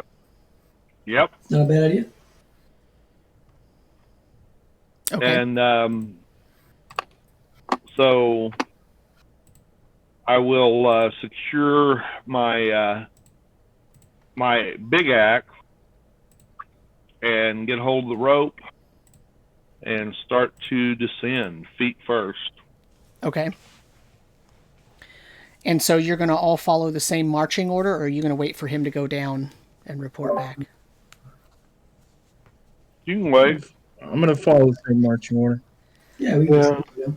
We should just wait until... So Leanise has lit a torch so that as he goes down, she can hold the torch so he can see. Okay. Give him a little bit of light from the top. And then he can help. Maybe when he gets to the edge, he can tell us what he sees. Okay. So I'm going to... Go ahead. I'm going to tie the mule up to the rope wrapped around the mushroom and then set the last trap at the hole entrance after we go down. Okay. Okay. I'm gonna start So going down. Burnie goes down, and so that the first sort of drop is about 5 or 6 feet, and it goes straight down. Right. And then the tubular structure kind of turns almost into a slide, even though it's a little bumpy. And it goes and it slides to the northwest about, maybe 30 degrees off to the west, but mostly north. And it goes down another 20, 30 feet. And then there's then it has like a distinct down, like literally vertically down slide part for about 5-6 feet, and then you are standing in a cavernous little area, but the walls, by the time you get down here, your feet are standing kind of in mud, because all of the mud that kind of you sloughed off as you came down there. Your torch is across the cavern about 20 feet from you, where it sort of flew in and flew all the way over there, bounced when it hit the ground. Okay. Most of the walls here and the floor are stone, but you're standing in a little pile of mud because of just the disturbance of the mud from above you. The last couple of feet of the tunnel are actually stone. And now you're in a stone cavern. There are 2 passageways. Stone, is it like rock, or is it or is it cut stone? It's like cavern rock, uncut. Okay. So natural. Okay, I'm gonna go cavern. pick up my torch. Okay. So you see about actually, let me look. You see, make sure I tell you the right thing.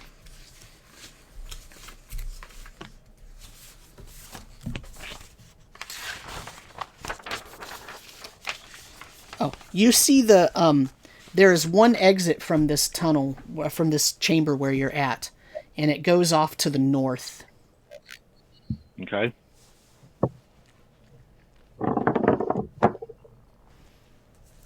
And okay. Are you gonna? I don't know if you're gonna wait for everyone to come down, or if you're gonna warn them that there's a kind of a drop there at the end, or he's just gonna let y'all all come down and fall on your butts. I will listen, and when I hear someone getting close, I'll say, "Watch out! It's a little tricky at the end." I don't want to scream and attract things to come. Okay. Rekmit would have been 10 to 15 feet behind him. Okay. And then Leanise will go once he's gone down. How tall is Rekmit? Also, 5'6". Okay. For dwarf, that's all. How tall is Burt? Burt is 6'5". Burt's like 3 foot something. Hang on, let me see what I got. 3'1". So I need a dexterity save from Burt. Everybody else is tall enough that it's not too jarring to descend and drop that last 5 or 6 feet. Oh, that's not bad. I have my level, right? Is it a siege check? Yep, you add your level. It's gonna be a total. Okay. You hit the ground hard, but you have learned in the past to sort of tumble out and roll. So you hit the ground and you roll out of it, and you end up closer to the exit than anyone else. The exit from that room than anyone else. And I'll stand up and do a little bow. You know? Yeah. So ta-da! Exactly. Okay, so you're all down there now, and you're in a worked cavern. It's only about 20 foot radius. It's a pretty large cavern, but it's very uneven walls, so it feels a lot smaller because with your torchlight, there's different shadows bouncing all over, and the ceiling isn't really worked, and so in part of the room it's really low, and in part of the room it's a little bit higher, and it's a very kind of creepy little cave. It's definitely not a man-made structure. It's a natural cavern that is below here. The pungent smell is no longer there, but now all you smell is the smell of like rich earth and mushrooms. Mm-hmm. Are there any mushrooms going around in here in the mud? Nope, because there's not enough mud. There's only a little bit of mud near the entrance where everybody keeps coming through and dragging mud out of the tunnel. Are there any tracks in the mud? There are tracks, but they are not humanoid. They are more insect-like. Centipede. Are there any more centipede carcasses around? There are not. Are they like little tracks or are they like big tracks? They're like, well, I guess it depends. What do you consider a big centipede track? How does my hand look compared to the track? Your hand is a lot bigger than the footprint of the centipede. Okay. That's good news.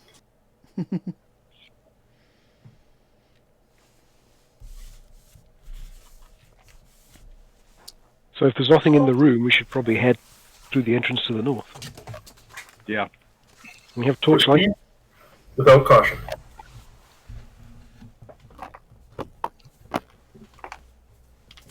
How wide is the tunnel to the north? Or the entrance? The tunnel is about 5 or 6 feet wide. Okay. So you can definitely go single file and everybody will fit. You could probably go sort of double up in certain areas and not be too squished, but it wouldn't necessarily be comfortable. Right.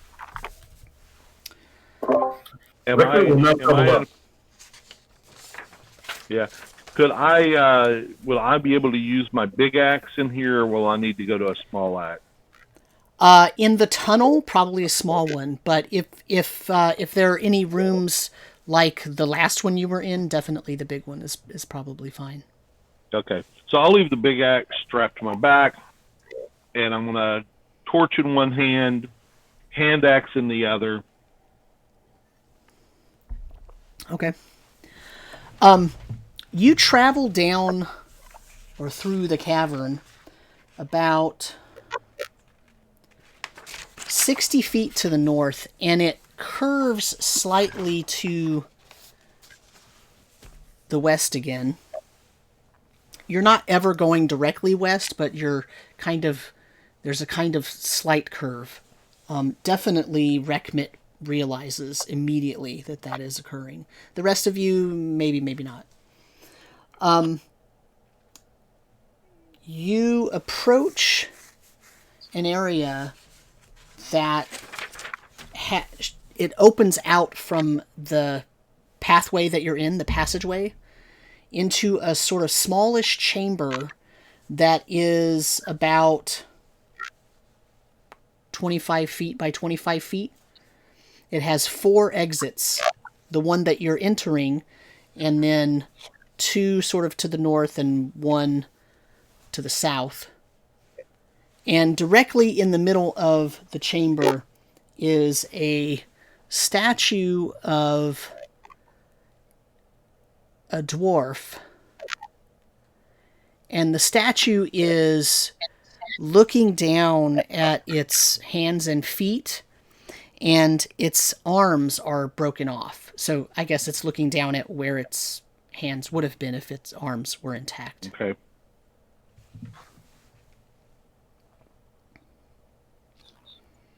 So does it look like a created room or a natural cave opening? It is a sort of natural cavern.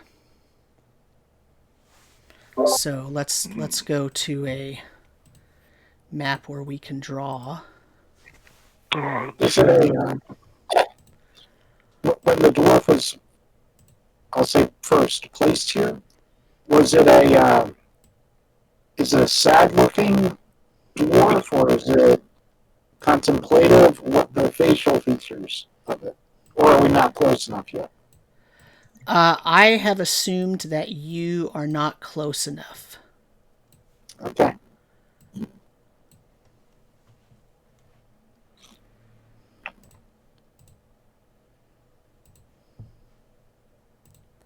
So we came in from the southeast, right? Let me move this over so that people can see. Yeah, so...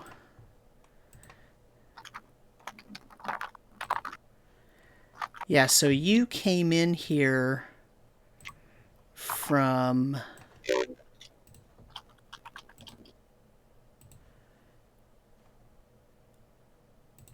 From here. This is where you came in from. Mhm.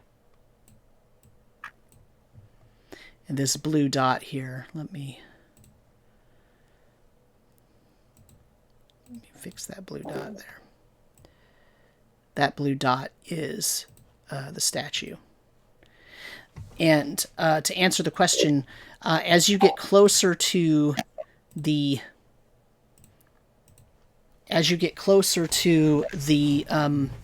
the statue looks surprised. Has a surprised look on its face. No, that's not good. No. Is the statue dwarf-sized? It is. Yeah. Does it look almost lifelike? I was going to say, how lifelike does it look? It looks very lifelike. It's the most lifelike statue you've probably ever seen. And is it standing directly on the ground, like no pedestal or anything like that? Correct. Aha. Never a good sign. What's everybody all weird about? It's just a really nice statue in the middle of nowhere. You guys need to relax. Well, are we going to go up to the statue? Because I'll inspect it to see if it looks like it was worked or if it's not worked. Shoot it. Has no arms. If it's a statue, it won't hurt it. All I have are these sling stones, though. No. They're precious to me. So it's up to you, whatever you want to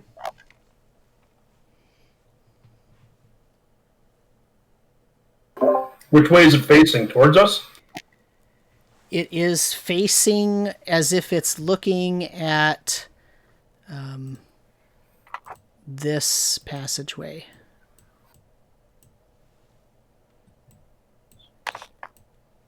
Okay.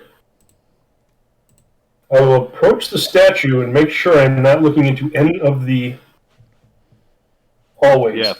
I'm going to avert my gaze. And hopefully the party will look if anything comes out of the tunnel after me.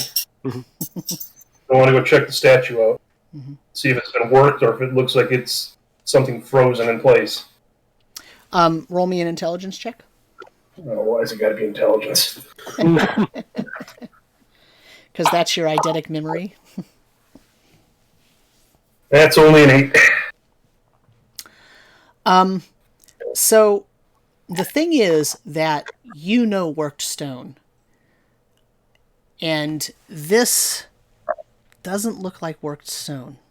But it is stone. But it's not worked stone. Like, it's confusing.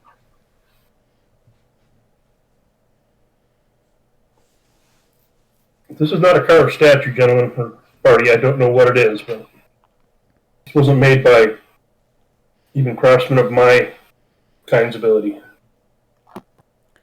Also, Rekmit, you have not seen a dwarf that is not a person coming in on a ship, like a merchant ship, or you part of your family clan for like your entire life.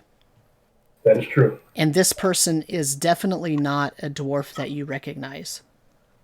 So it's definitely got different features than what I've seen before. Right. Is there any indication, or can you tell from the clothes that it's wearing how old it may be? Is there anything that gives you that hint?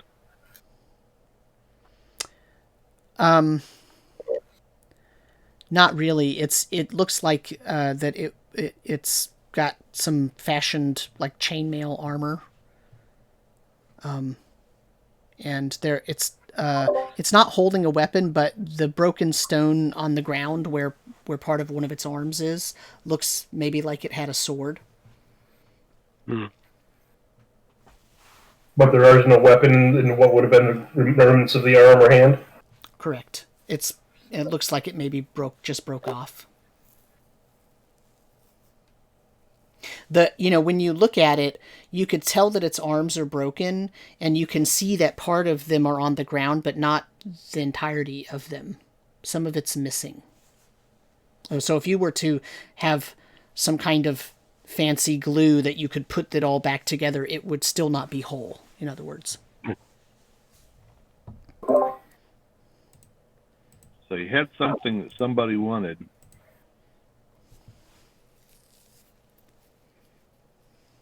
Well, I will take a fist-sized chunk with me of the stone from his arms or whatever. Okay. Am I in the room by the statue now? We're very exposed.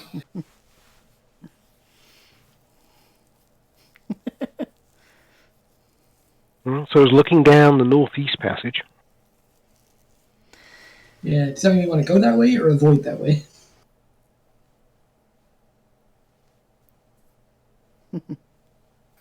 Are there any tracks that I see going to any of the tunnels? Presume the track is there's the whatever coming out of the tunnel we just came from. Mm-hmm. Yeah, so there are tracks going in all directions, like in and out of each of the tunnels. Are they like centipede tracks like we saw before, or are they other things? They are mostly, the most recent ones seem like they are centipede tracks. There are some footprints from booted feet. Perhaps we should follow those. Do they look the same size as this dwarf's feet? Some of them are, but some of them are not. And they also go in all directions. Okay.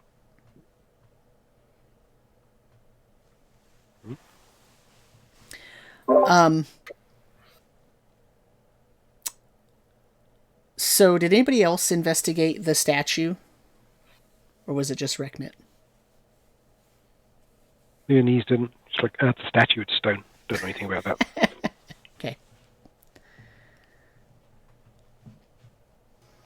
Burt will go up and take a look at it. Okay. Just taking a look, trying to see if there's anything odd or maybe it's something valuable about it. Get to take off. Go ahead and roll me an intelligence check.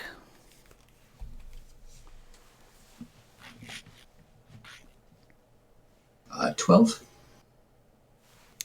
Prime.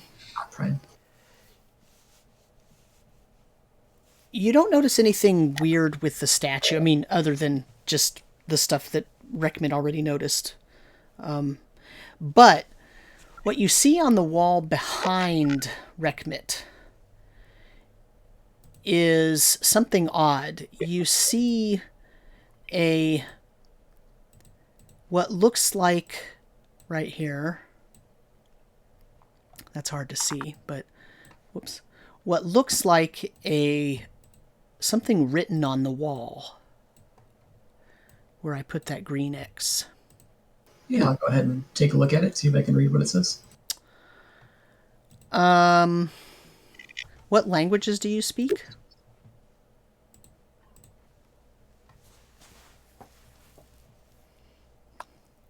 See, Gnome, Dwarven, Halfling, Common. You recognize that the script it's this little symbol, and the script that it's written in is the Dwarvish script, but it's not a Dwarven symbol. So you don't know what it is. Go ahead and call Rekmit over and see if he perhaps recognizes it or knows anything about it. They go, oh, I did not see that. We'll go over and take a look at it. What languages does Rekmit speak? Dwarven and Vulgate. And then whatever he knows, the Runemark stuff. So similar to what Burt saw, you recognize that it's in a Dwarven kind of script, but it's not something that you recognize but it's just looks like it's written right on the stone, so you know that it's probably not an original Runemark. Okay. And it's not a language that you understand. It looks to you like just somebody's trying to denote something. Right? It doesn't look like a Runemark, and it doesn't look like something that you would put on if you were building something, right? You know all those symbols. That's not what this is. Okay. I will definitely pull out my little notebooks and at least mark it down for show to or somebody else. Yeah. Whether my parents, somebody would notice it. Mm-hmm. Leanise wanders over to see what you're doing. Okay. What language does Leanise speak? Enochian, Dwarven, Ethram, Goblin, Vulgate, Sylvan, and Draconic.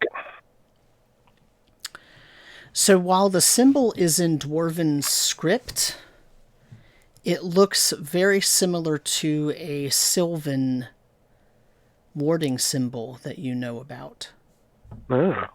A very old, ancient warding symbol that used to be used, but has not been used in a very long time. In fact, it's something that part of the reason why it hasn't been used is that the Sylvan peoples and anybody who spoke and used Sylvan as a primary language found that it only worked if you used the symbol with the Dwarven script. And so they stopped using it. They started developing other things. And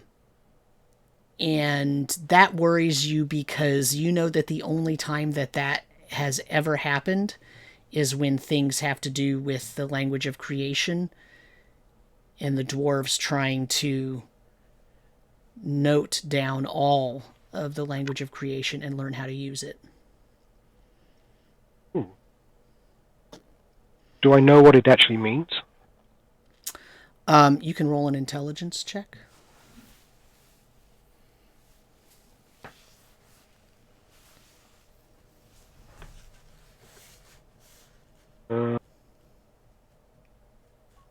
Wait, that's actually a 7. 7 plus 4, so 11. You don't really know what it means, but you know that part of it invokes shadow.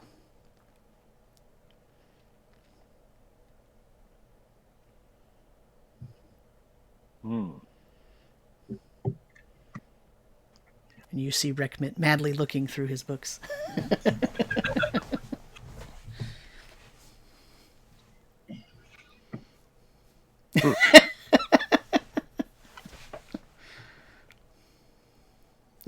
So I'll explain to everyone that this is in Sylvan, very ancient, and somewhat ominous.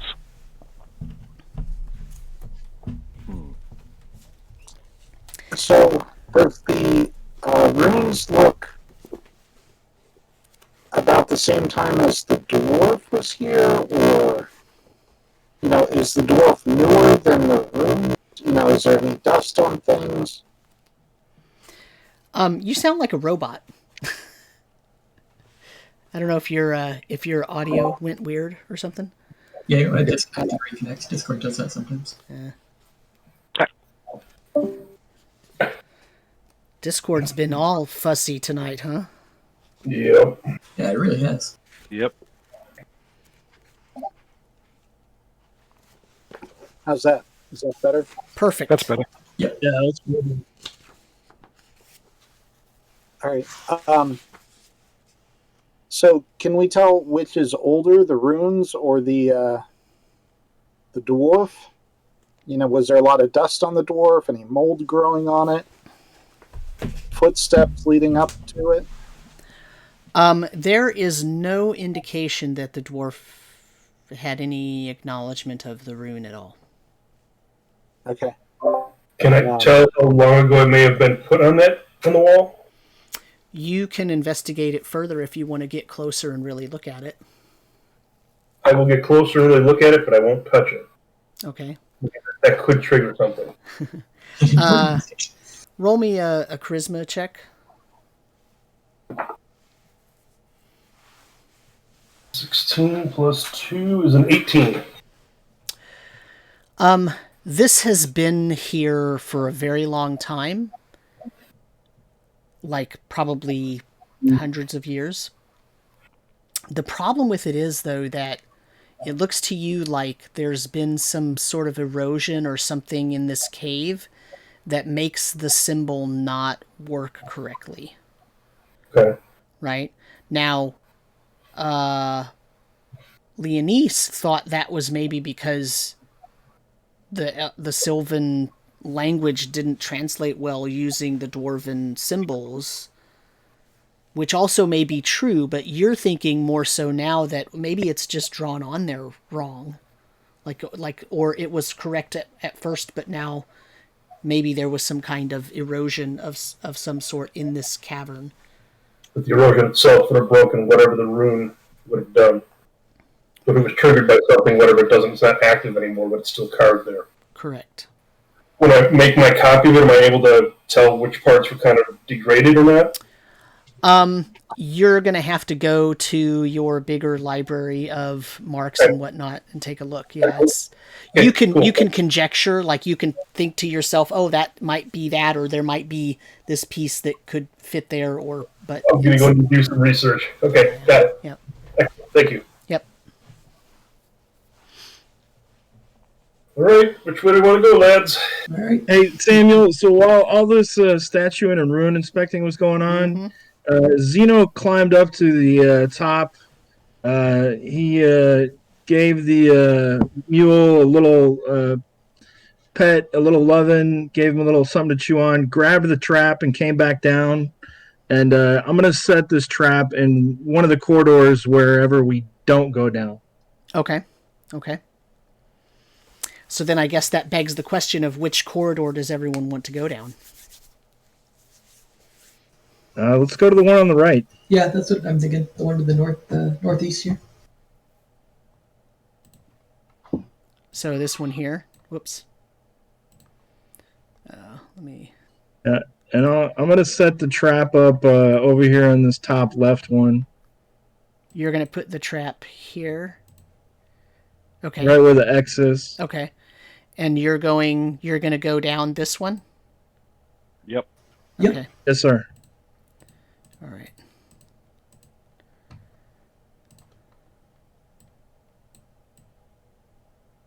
Okay. Of course you pick the direction that goes off the map, right? We gotta make it difficult, So I'm gonna just move. I thought that was part of our plan. Yeah, I'm just gonna move this up to the top of the page here real quick, but it's connected. So let me write. This is how you do this when you didn't do your graph paper correctly. This is A. Yep. I was just gonna say. And so let's start over here, and let's say this is A. Here's A.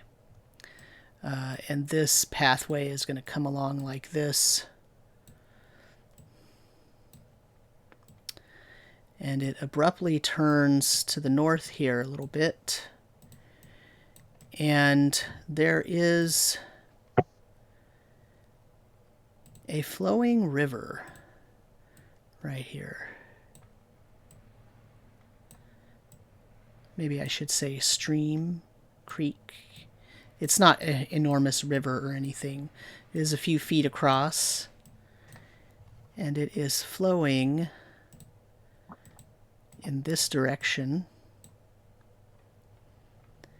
And the reason you know that the river's even there is because you see it, but you only see it sort of, I'm going to draw a dotted line here. You see it come out here. So in other words, all of this back here is behind cave wall, and all of this that goes to is behind cave wall, but you see it flowing out. This here is cave wall as well, right? So you see it flowing in front of you. You come right up to the edge of it. And there's a little teeny tiny, 3-4 foot beach area right here. and then there's the river flowing by, and you only see a few feet of it, and it's coming out from an opening here below the wall here, and you see it in front of you, and then it goes in this direction where I put that arrow. How big is the gap between the bottom of the wall and the river, or the stream, whatever? Probably, maybe. It looks to you like it's about maybe 8 inches, 12 inches, maybe a foot. Oh, okay. Slightly more, maybe.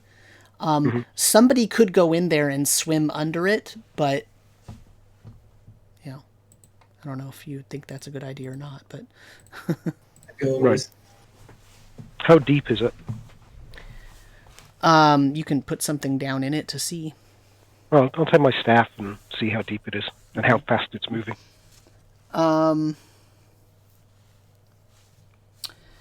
It is deeper than your staff goes. Oh, okay. Ooh, wow. It's moving. It's moving quickly, but it's not so swift as to. Let me put it this way: if you fell into it, you might get swept away, but you might just as easily be able to grab on and climb right back out. So unless you're a halfling, right? Unless you're Burt, and then in that case, you might get sucked right under. It's moving swiftly enough that there could be a good undertow if you went deep enough, but on the surface level, it's not moving so fast that it's like creating crests. So Zeno's going to ask for one of these stones that everyone's talking about, and he's going to tie it to some string and plunge it into the thing and see how far it goes. Okay. So a heavy stone, do you want to go to the bottom? Is that your idea? Well, I mean, any kind of stone I think will sink if it's tied to string, but like a sling stone. I'll give you that hand-sized chunk of the dwarf's hand or whatever arm piece, so you can use that. Okay. There you go. Okay. All right. Yeah, so you tie it to a string, drop it down, bring it back up, start measuring. It's about 18 to 20 feet. Oh, that's a serious step. Okay. Yeah. It's a lot of water. Give the dwarf arm back. Yeah. How far across? I mean, it ends in a wall, I know, but how far across is it? It's like 6 feet. Okay. All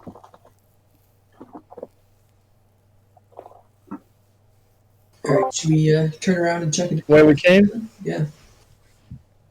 Are there like many tracks down here?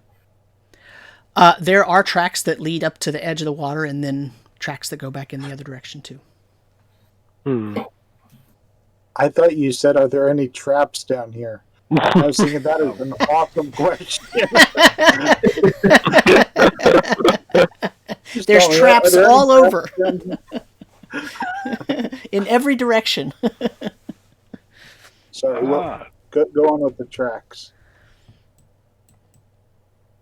So that What kind of tracks are they?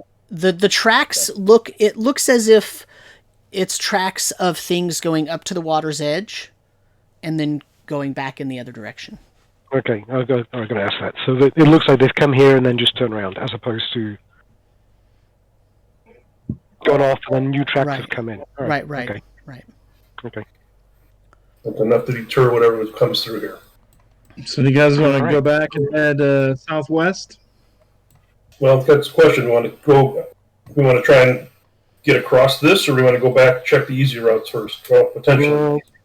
This one We head to the west. So All right, fair enough. So back to the original. Which direction are you going? Room.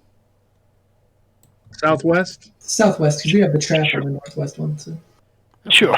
go southwest. So let me. All right. So what I'm going to do is I'm just going to put a B there, just so that we know it's area B. Okay. So this pathway heads down and curves. It curves so that it's going directly west, and it goes for about 100 feet, and it has portions where it's narrow. So I'm just going to write 100 feet here, okay? I'm not going to draw the whole thing in. But there are portions where it is very narrow, and you have to sort of go single file and turn to the side to get through. There's portions where the cavern sort of sweeps in or sweeps out into the passageway, so you kind of have to lean over as you go through. So it's a very, very irregular cavern. There's rocks. There's more rocks here than you've seen previously in the other cavern passageways. Some of them are very large coming up from the bottom. Some of them are smaller, and you could actually pick them up if you wanted to. And after about 100 feet, you get to the point where it curves slightly up. Let me do it like this. It curves slightly up. And you see that there is a much larger cavernous opening that you are going to be walking into. And you can tell that several feet from, you don't just sort of stumble onto it and suddenly you're in a big cavern. Yeah. You could see this several feet away. So that's why I stopped drawing, because now I need to know what you want to do. And it's pretty obvious that you're going to be coming up to a larger open area. You can't quite tell how big yet. Does that cave look like it's from water erosion at all? It just looks like a large cavern at this point. Okay. So before we get the tunnel we were in with all the weird slopes and stuff. So before we get there, Leanise will kind of have everybody stop and be silent, and then we'll listen. Okay. So just a few feet from the entrance. Okay. You hear a waterfall, and you hear pitter-patter, like feet walking very quickly to and fro. How many feet? The steps don't sound like they're coming directly in your direction. They just sound like they're moving around. How many? It's hard to tell. You can roll a wisdom check.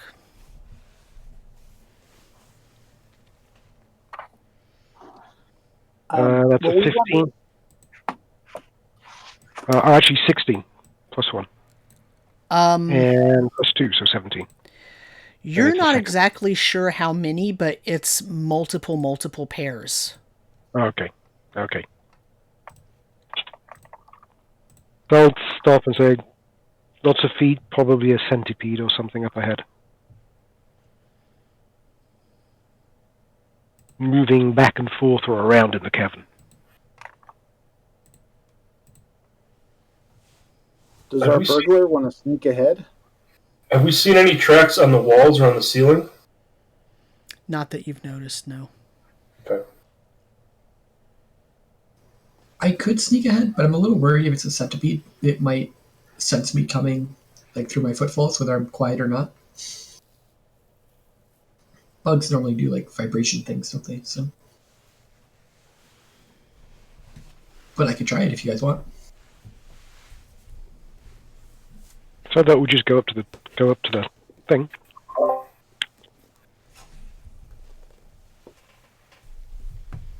We backtrack. So, Burt, do you have a pouch on you? A small pouch that can close real well?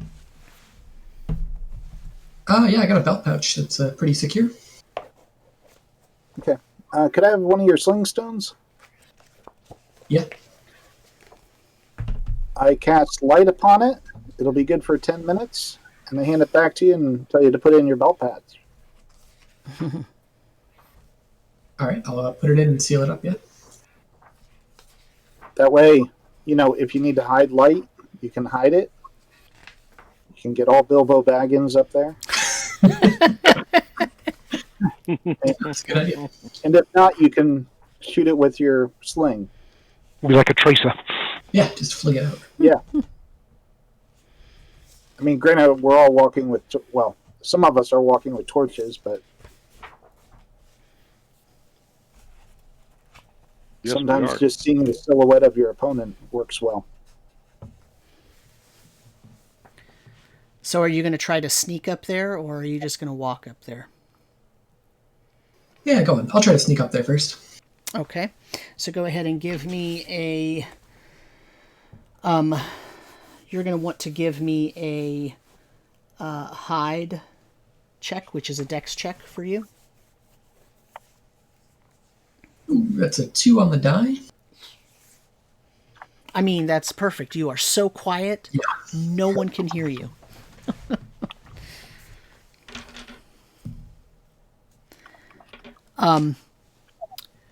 So you get up to the edge of this cavern, and you see something that is very disconcerting to you. I'm just going to draw this further around here. You see, you can't see everything that's in here, but you see, I'm going to put some red X's on this map, and everywhere that I put a red X, you see a statue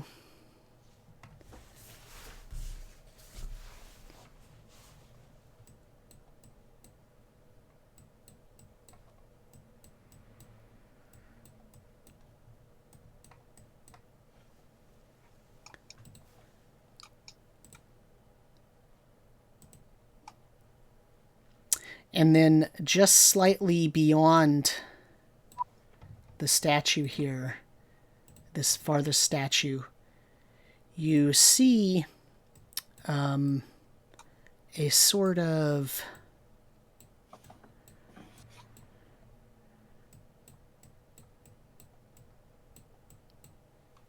so I just drew it in green. That is an archway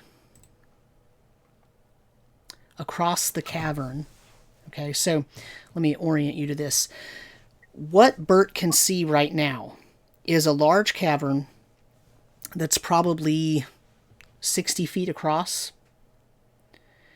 There are at least 5 statues in here that are reminiscent of the statue in the corridor that you came from. These 2 large splotchy areas that I drew, that's just big rock pillars where the cavern wasn't hollowed out. And the green markings up in the northern part here that I drew on there, that is actually a archway made of stone. And there's a green mist in the archway so that you can't really see much beyond it, but it does look like there is a door beyond it, but you can't really tell from where you are because the green mist is obscuring everything that you can see. You also see that the cavern goes off more to the left and to the right. You just can't see what's over there. The sounds of the footfalls that Leanise heard were from the left, so the western portion. The one thing that Burt does not see is any sort of centipedes or other kind of moving creatures. And can I still hear footfalls coming from the left? You can now hear footfalls. They sound like they're almost pacing back and forth, north to south. You also hear the sound of what sounds like a waterfall. All right, I'll go ahead and sneak back with my 2 towards everyone else and just let them know kind of what I've seen, that the footfalls seem to go from the left. So if we do go in, we will probably want to head to the right. So which way were the statues facing? They differ. Some of them are facing to the Okay. left and some to the right. Okay, well, that's that thought.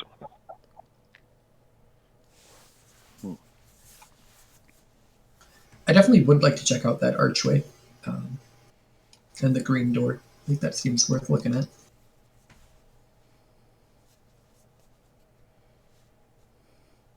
If we all be going together, we can, or I can just go back and sneak in. We could try to either use one of my runes, like if we see something in there, or it tries to lure it to it, a bright light that it's forced to go to. Or I could try the other one where things can't see us, but they can still hear us and sense us in other ways.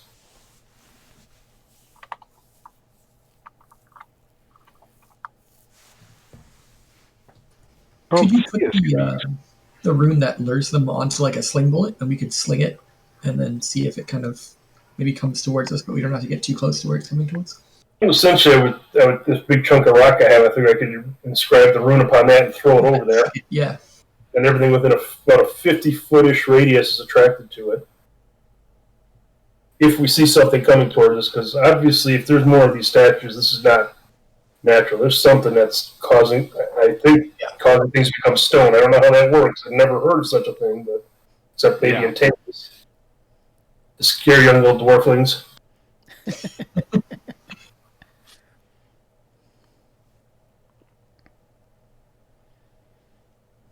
What do you think? If we want to try this? Yeah, looks like it's a good idea to me. Okay. So you're going to cast some runes on that stone? I am going to prepare to inscribe a rune upon it, like if whatever the chittering, skittering foot noises are that they're saying is from the left, I want to have it ready to immediately inscribe and throw it over there as far as I can. But I'll wait until something actually shows up. If we're able to sneak across, then great. Then I don't have to use it. So you're going to throw it to the left? If something comes from the left, yes. If something comes from the right, I'll throw it to the right. If something comes from both directions, I don't know. Throw it.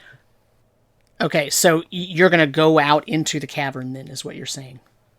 We're going to try and sneak across? Yeah, I think we're going to go and turn right and head to the right, but by the wall. Right. Okay. Basically try to sneak around to the right and away from the stuff that's to the sound that's to the left? Yeah. Okay. Who is going to do the sneaking? I think we're all going, right? So it's a question of being as quiet as we can.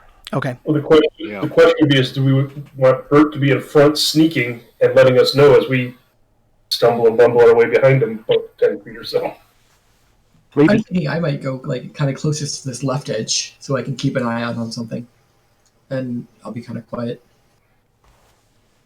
Maybe I go more towards like the center, across the center of the room. Are we heading to this green door, or do we want to head just to the right side of the cavern? I think if we go to the right and see what we see there, and then maybe head round to the green door, but it's covered in mist, so that's always a scary thought. That's true. Yes. But if we come from round to the right and there's no whatever on this side, maybe we can avoid that and evaluate that mist before having to deal with it. Yeah. Plus, if something does come, I'll do my Runemark and see if it helps us. Okay. Yeah. So, Burt, are you going to go with the rest of the group then, or are you going to try to go left? Yeah, no, I'll go with the rest of the group for sure. Okay. Okay, so the first and last person will give me a dexterity check then. So if you're in your standard order, it was Burnie, Rekmit, Leanise, Burt, Jake, Zeno. So if you want to change that order, you can. And the first and last people will give a dex check. Okay. I'm good with that. Yeah, my only suggestion is either put Burt in front or Burt at the back. I can go in back, or Yeah, the reasoning for you in the back would be because that's where we hear the sound from. that's where I heard the sound from, right? That's kind of what I was thinking, yeah. Okay, so we're putting Burt in the back. And Burnie's going to go first? Yep. Okay. And I got a 19. Okay. Add it in. And Burt, you want to give me another? Oh yeah, this one's better. 17. Okay. Okay, so you all come out of here in a sort of single file line, and you start. I'm just going to put like a purple dotted line here. You start coming over this way, and when you get behind this pillar here, you can then see the rest of this room a little bit. And what you see is that this... Oops, forgot to change the color there. What you see is this sort of comes down and ends up forming another passageway out. And also, you can now... When you came out, you sort of got a better look at this. You could see that this forms down to a passage like that. And you see movement over here. So over in this area, you actually see things moving. But it's hard to tell what they are from where you are.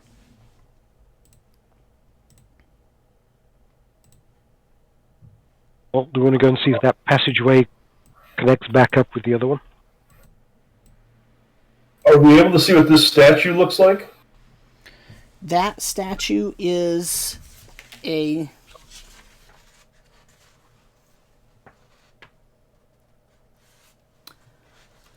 That statue is a... Looks like a halfling.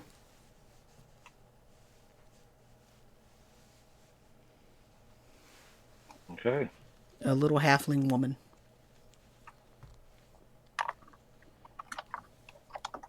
Which way is she looking? She's looking this direction. This one's looking this direction. This one's actually looking down, and these two are looking over here. Okay. Interesting. Looks kind of like in the middle of the room looking around. Yeah. From all directions. And either they were like guarding, or there's like they were surrounded by noise and they're all looking in directions. Yeah. None of them are looking towards the archway. No, they're not looking towards the archway. And the way that it's suggested is, you know, the two to the right looking to the right, two to the left looking to the left, is they were maybe preparing for something, either defending or just guarding. Yeah, Yeah. it definitely looks like whatever hit him came from all sides here. It's not like one way or the other. Do they have arms? So a lot of these statues are broken, and in fact, the halfling that you were looking at looks like its shoulder is damaged. Is a whole arm missing? No. Damn it. Does it look like the damage from a weapon? Or a claw? It's or a bite? hard to tell because the stone is pretty brittle. And it cracks and comes off relatively easily, but if you want to walk closer, you can check to see if you can get any better details. Sure. Okay. Which one do you want to get closer to? Well, look at you said the Hobbit woman had a damaged shoulder, right? Yes. Well, let's go there. Rekmit staying by the wall. Give me a dexterity check. That's not going to make it anyway because Dex is, I mean, I get a 3, so a 9, but a secondary. So, you walk out and you can see that as you look closer at the shoulder, at first it just looked like a chunk was pulled off, but now you could see that it looks like, while some of it was broken off, there also seemed to be little sort of bite marks in it. Okay. And you hear something off to your, well, I guess it depends on what you hear something off from the west that sounds like it is coming closer. And if you look over, you see at least 3 centipedes running towards you. These centipedes are roughly maybe 4 feet long. Their carapaces are about a foot big, each of them, and they have like 5 or 6 shells. But they're kind of, when they walk, they kind of rear up the first 2 shells. So really there's like 7 or 8 because there's 4 of them on the ground and 2 up. Mm-hmm. Or 4 or 5 on the ground and 2 or 3 up. So they're very odd, but they are coming towards you. How is it 5 foot per square or 10? It's 10. These tokens are too big, but so they're only, the tokens should be smaller, but that's the smallest they go. It's all right.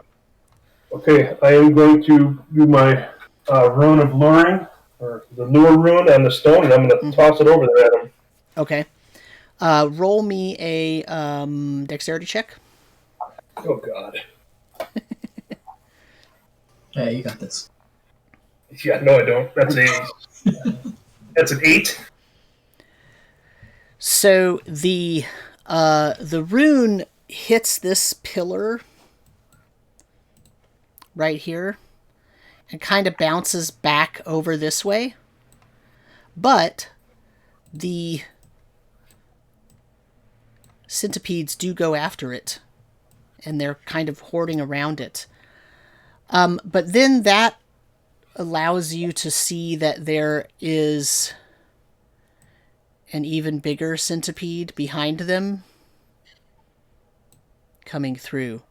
And so let me just give you a size comparison here, because while the original 2 centipedes, or the original 3 centipedes are larger than, the tokens larger than the size of the actual centipede, this big one is actually really big. It's Like probably 50 or 60 feet long. Oh, geez. And the carapace pieces, each segment of the centipede is probably 3 feet in diameter. Wow, that is big. That's pretty big. Yeah, it is. And I just need to look up one thing. What the lure rune does? Yeah, I need to figure out how much it affects it. Yeah, I'm confused by it because it gives me a duration of 10 minutes per level, but it says it lures and it lasts for 2 to 12 rounds and affects all creatures within a 50-foot area / radius, probably.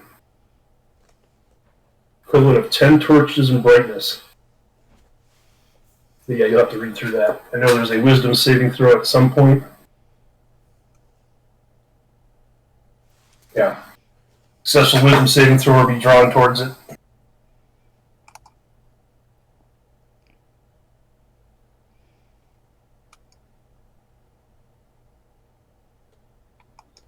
I got to use a different type of one. Okay, so okay. So yeah, I think the notation is just that 10 minutes per level is weird. Yeah, there's some of the things in there like confused. That's okay though.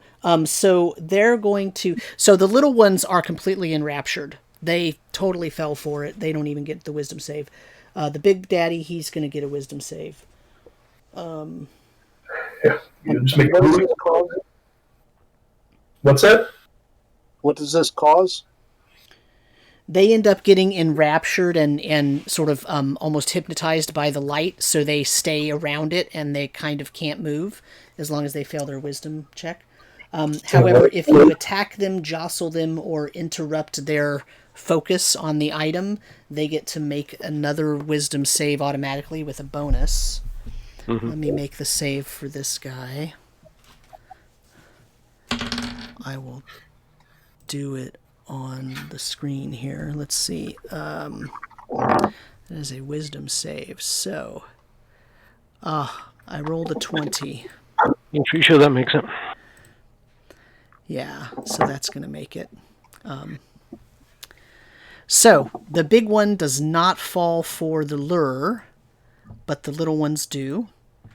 So, that's at least a little bit of good news, right? Yeah, you know. But now I guess we roll initiative. We're going to do side initiative? Yeah, let's do side initiative to see, because we're still discussing sort of how that works and whether we like it better or worse. Sorry, there's only one of them, and there's lots of us, so I like it, man. Yeah, right. Yeah. So here's my initiative roll, an 18. That either bodes very well or very poorly for you. Oh, and I rolled the wrong die. What I was going to say was that either bodes very well or very poorly. I either just got rid of my good 2 rolls, or that's an indication that I'm going to keep rolling well. You got a D10 out of a D10. That's pretty good. Pretty good, yeah. 7 is what I rolled. Still got a 7. Who's going to roll for you? We got a 10. Awesome. Okay, so... Good answer, Burt. Good answer. So you're up. So I'm just gonna I'm not gonna bother to drag tokens on for you, but you can. Well, actually, I will drag some tokens on just so that you can have some sort of way to distinguish between each other. So I actually have a Leanise token at the top. Oh, do I? Oh, this one?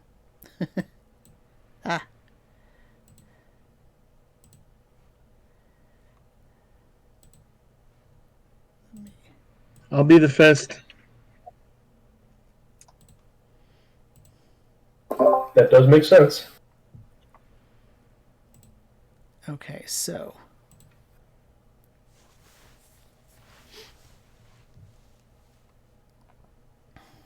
Let's move this one out. Put in here. So, okay. So, who's doing what? Leanise will fire magic missile. I'm Okay. getting my big axe out.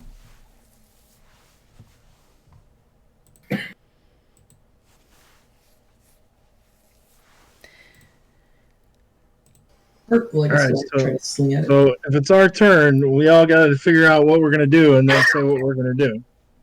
Yep. Yep. So are these 5-foot squares, assuming? They're actually 10-foot squares. That's why I say the map is just the wrong scale, so the tokens are larger, but... Yeah. Yeah. Okay. But So we can- really, so don't worry about the tacticalness of this, right? Like, it's mostly theater of the mind. This is just so that you can understand some positioning. But basically, right now, you've got a situation where there's 2 humongous pillars in this room, which are this thing here and this thing here. I don't know why that turned purple. But in any case, so this thing here and this thing here, those are big pillars, right? You've got 3 little centipedes and 1 really huge one right here. And then half of you about are behind this pillar here. And the rest of you aren't. You probably could all fit under there if you huddled. Does this thing look too big to fit down the tunnels that we came through? It's fine. No, I don't think so. It probably fits through. Yeah. Okay. That was a good thought.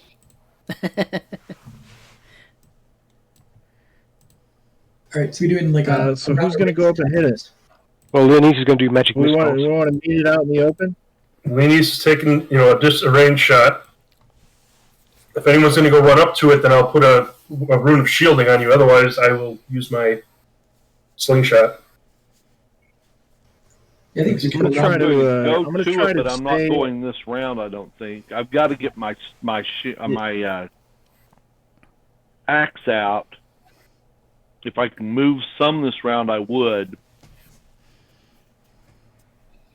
So let me also all remind you that you're in a cavern with a bunch of stone people.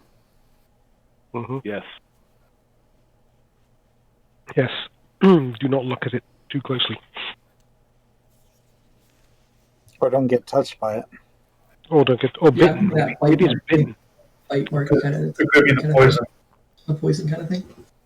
I suspect because the one, yeah. So probably touch, bite. So yeah, definitely want to try to keep our distance if we can. So Zeno's just going to come down here to the south of the pillar, and hope next turn to come up behind it. Okay. All right. Leanise will fire her magic missile. Okay. What's the damage on that? Grand total of 2. Is that with the +1 bonus? Yes, I rolled a 1.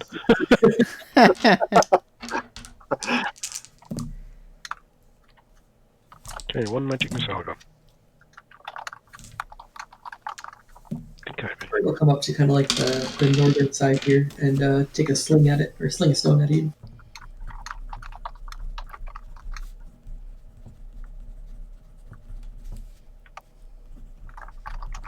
That's a 6 to hit. No.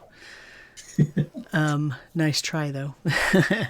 It hits and bounces right off the carapace. Not even a dent. So that's Burt. So Leanise and Burt have gone, and Zeno went. What's everyone else doing? Well, like I said, I've got to get my axe out, and if I can still move a little, I would. Yeah, you can. How much? Where do you want to move to? I want to move towards the statue here, the one closest to the green door. Okay. So, you can actually run and make it to the big creature if you wanted to.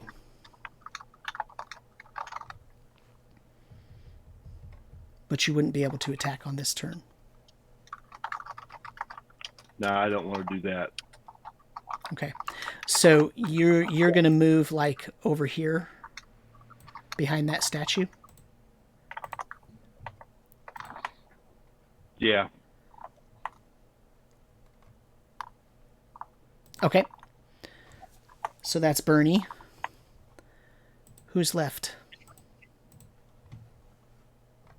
Which token is Rekmit? Pick one. So I think this was Zeno. Yep. And this is Burnie.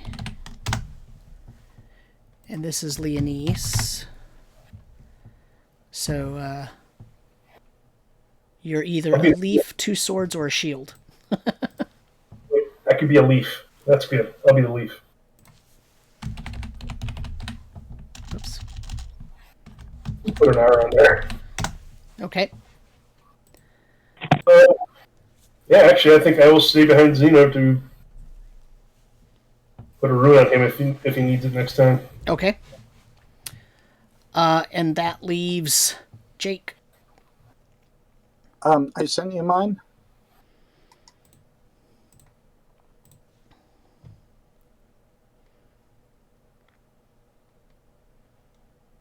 Okay. So I could be holding on that, you know. Mm-hmm.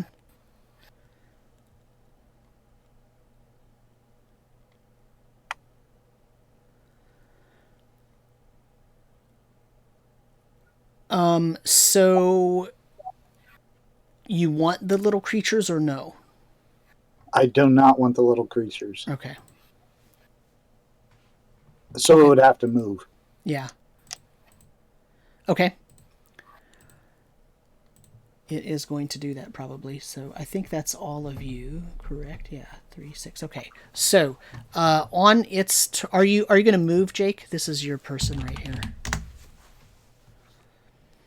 You weren't necessarily up here. You might have been behind this pillar. So if you want to say you were behind this pillar, you can do so. I'm sorry. Can you circle the one that I am?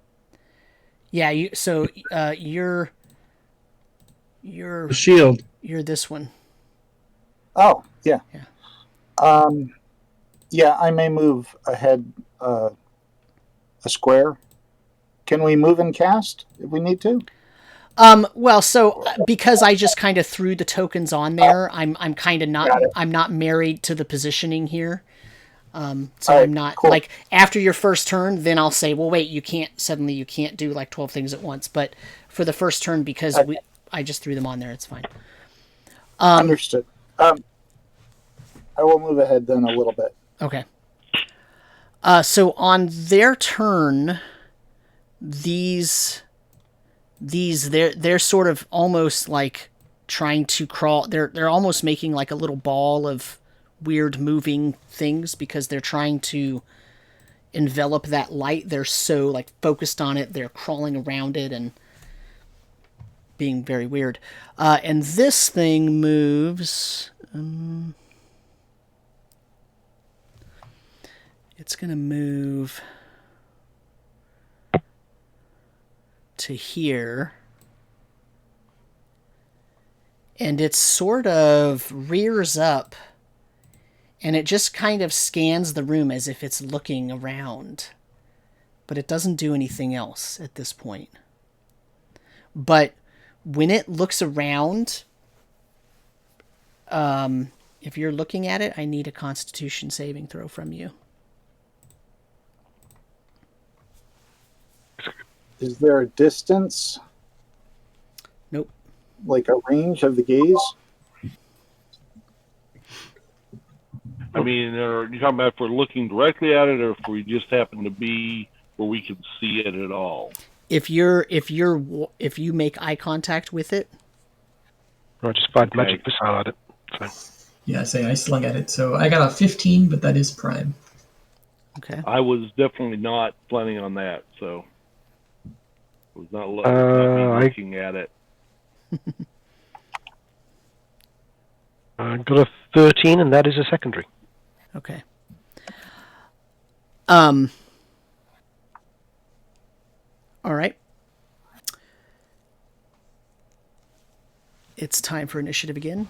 Leanise, you notice that it looks at you, and you see when you when you take a picture or something, when you see the red eye of a person, right?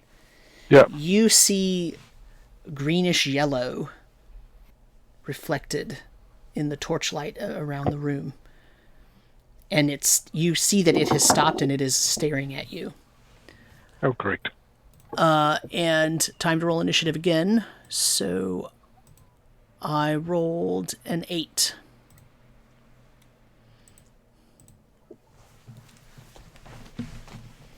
We got a 5. Okay. These 3 little creatures are still enraptured, but the big one is going to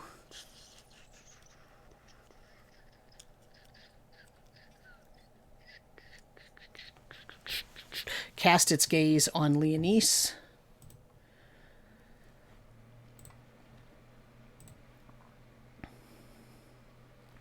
And I need Leanise to make a Constitution saving throw. Oh, it's close. Another 13. Secondary. You all see Leanise kind of freeze, and you see the faintest greenish haze come out of the face of this creature and sort of waft towards Leanise. And Leanise freezes. And Leanise, you feel your feet rooted to the ground.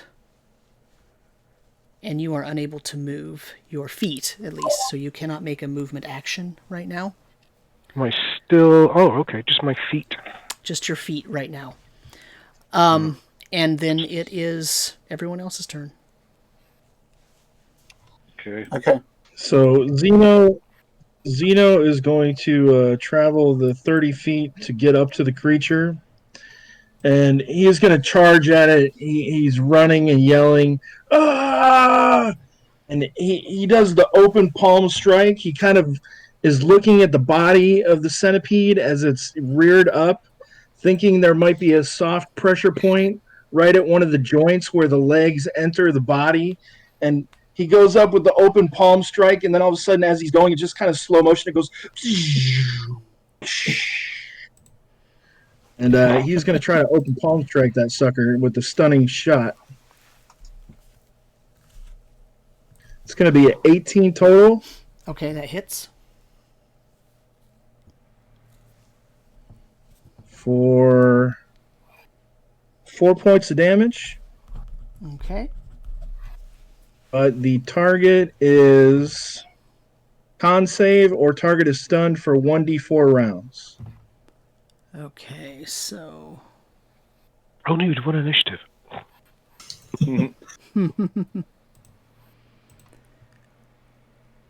16. It made it save.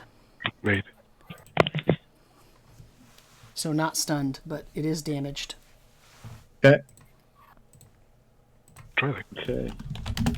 Well, Burnie, keeping his eyes low, there's still plenty of the creature down there. He's going to swing with the axe. Okay.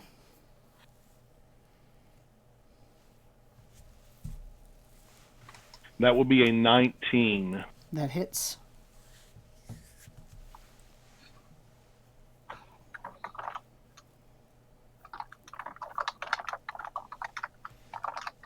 And that would be 11 points of damage. Ouch.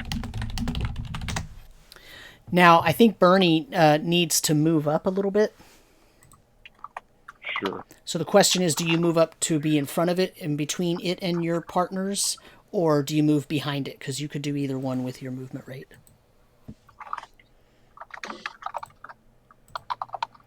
No, I move in between them. Okay. And that was 11 damage, you said? Yes. Okay.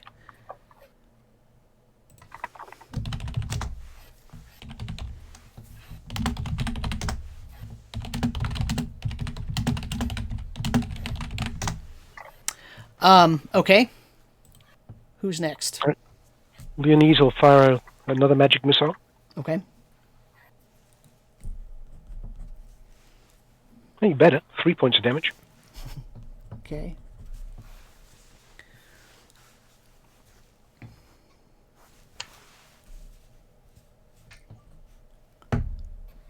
Burt, what are you going to do? Burt's got a bag of dust that he picked up in its starting kind of thing, and I kind of picture it more of like a kind of a powder, but in the player's handbook it just said a bag of dust. But I'm going to run up and try to basically throw it at the thing's eyes in an attempt to kind of blind it, or at least force it to look away. Okay. Go ahead and roll me a standard attack roll, and also show me where you're moving up to. You can move up to half your speed and still do that action. That's a good point. What is my speed?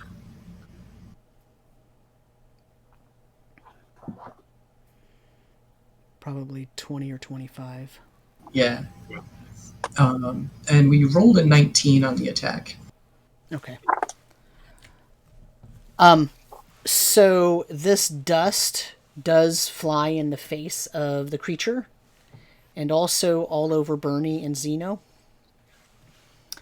So there's this weird, thin, powdery stuff like flour floating all over Burnie and Zeno, and also coating the face of this creature. Zeno has flashbacks of the zombie dust.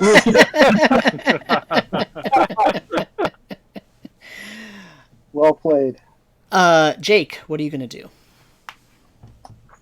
I'm going to start to move ahead, averting my eyes from the creature. You know, more of a head-down approach, literally.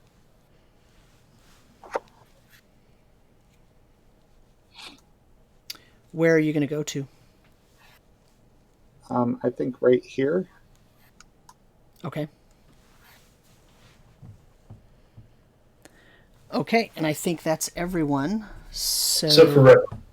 Rekmit's got to go. Oh, Rekmit. I have a question about the Rune of Shielding. If I were to put it on Zeno when he headed up there, would that have only been for this round? I think it's a one-round thing? Or would it last to the next round, depending on... Should go into the next round.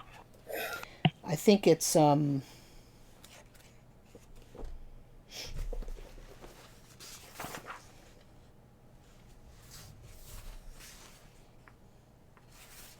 I figured I would know which way it would work, seeing as I know we'd already attacked. I don't want to waste it if it isn't going to do him any good.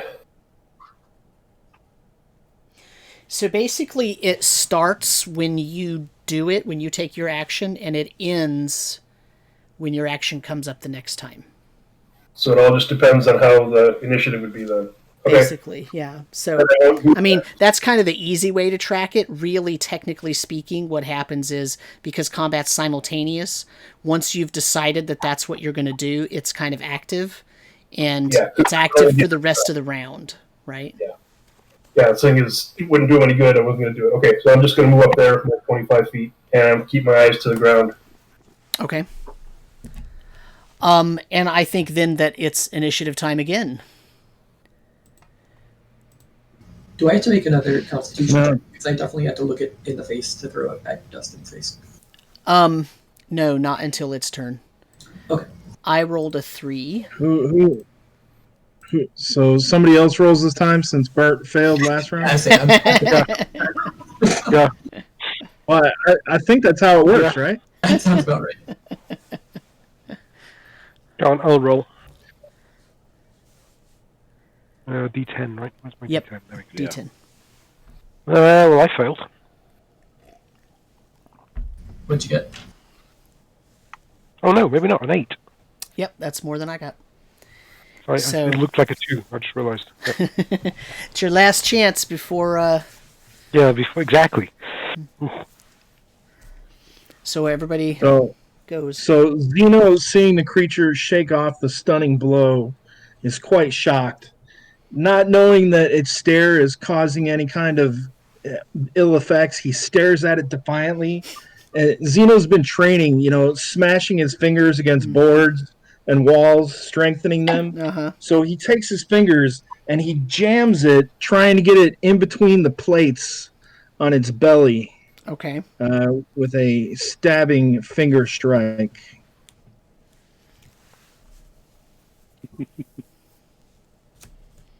It's going to be a 10 total. That is a miss. At least it sounded good. It sounded Really awesome. impressive. Well, Burnie, seeing all that going on, just simply swings at it again with the big axe. For 10. So, Also a miss. yes. Leanise is just rooted. She can still move the rest. You feel it growing up your legs, though. It's getting worse. All right. Well, it's like, okay, the bow comes out and she tries to shoot it. Okay. Roll me an attack roll. Well, it looks like an 8. That looks like a That's a miss. Yeah, it's like, 'cause she couldn't get her feet planted properly. She couldn't. She couldn't move, yeah. Yes, dice have deserted us this round. Rekmit, Burt, and Jake. Burt slung with his sling and got a 14. Okay, that is a miss. Bounces off its hard carapace.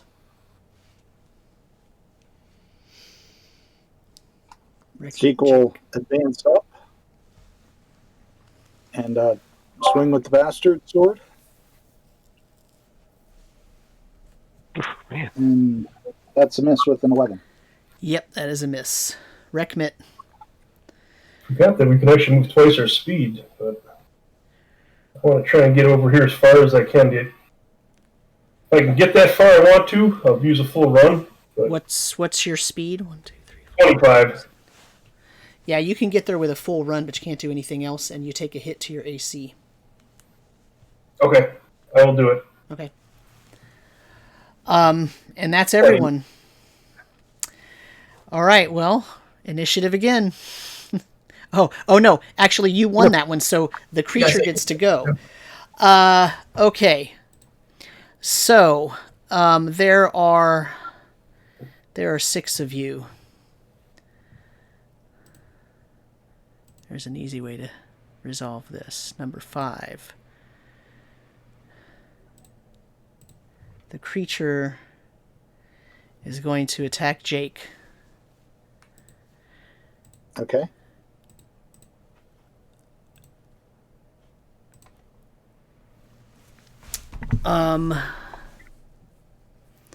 First it tries AC to 14. bite you, and I rolled a 6, which does not hit you, but it makes it mad, so I need you to roll me a Constitution saving throw.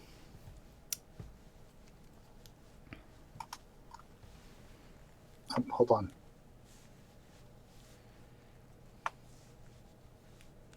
So the die roll is a 16 and total of 19. Okay. You defiantly gaze at the creature and say, how's that dust? And now it's initiative time again. Meanwhile, the 3 little kiddos are still enthralled. They will get another save at the end of this round, though, if they are still around. It is 6. I rolled a 6. I failed last time, so someone else. No, you won last won. time, so Yeah. you go again. Yeah.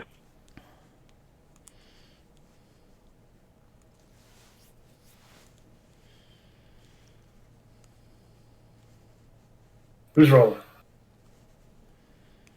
Leanise is rolling Yeah, again. you made it last time, right? Oh, wrong one. Sorry. Wrong I ledge. was going to say, that would definitely do. I rolled a 1. You see, that's twice in I got a 2 and then a 1. Come on. So, Oh no, 8 and a 1. That's right. I'm going to roll the 3 saves for...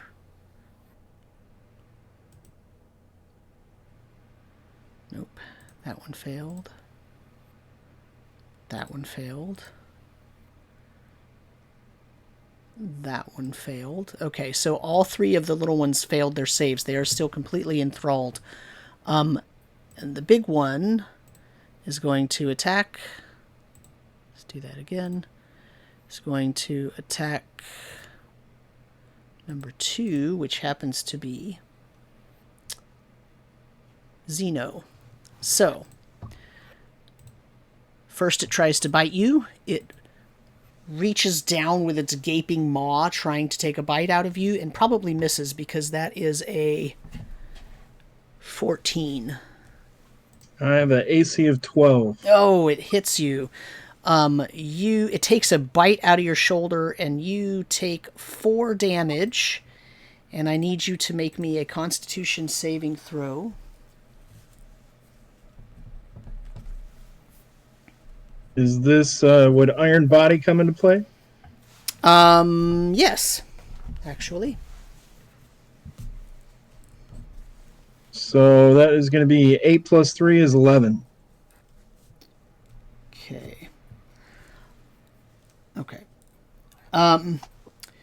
You feel yourself with sluggish feet like you've never felt before, and you cannot move.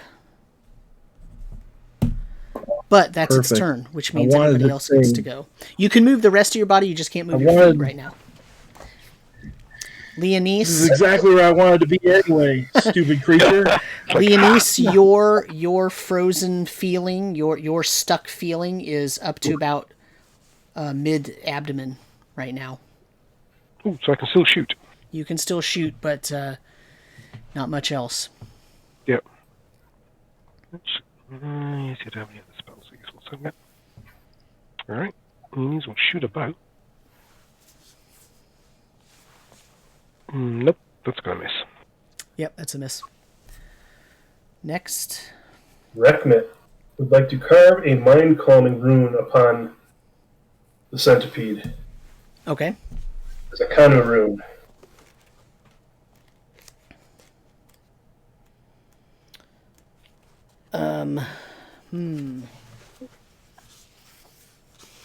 Let's see.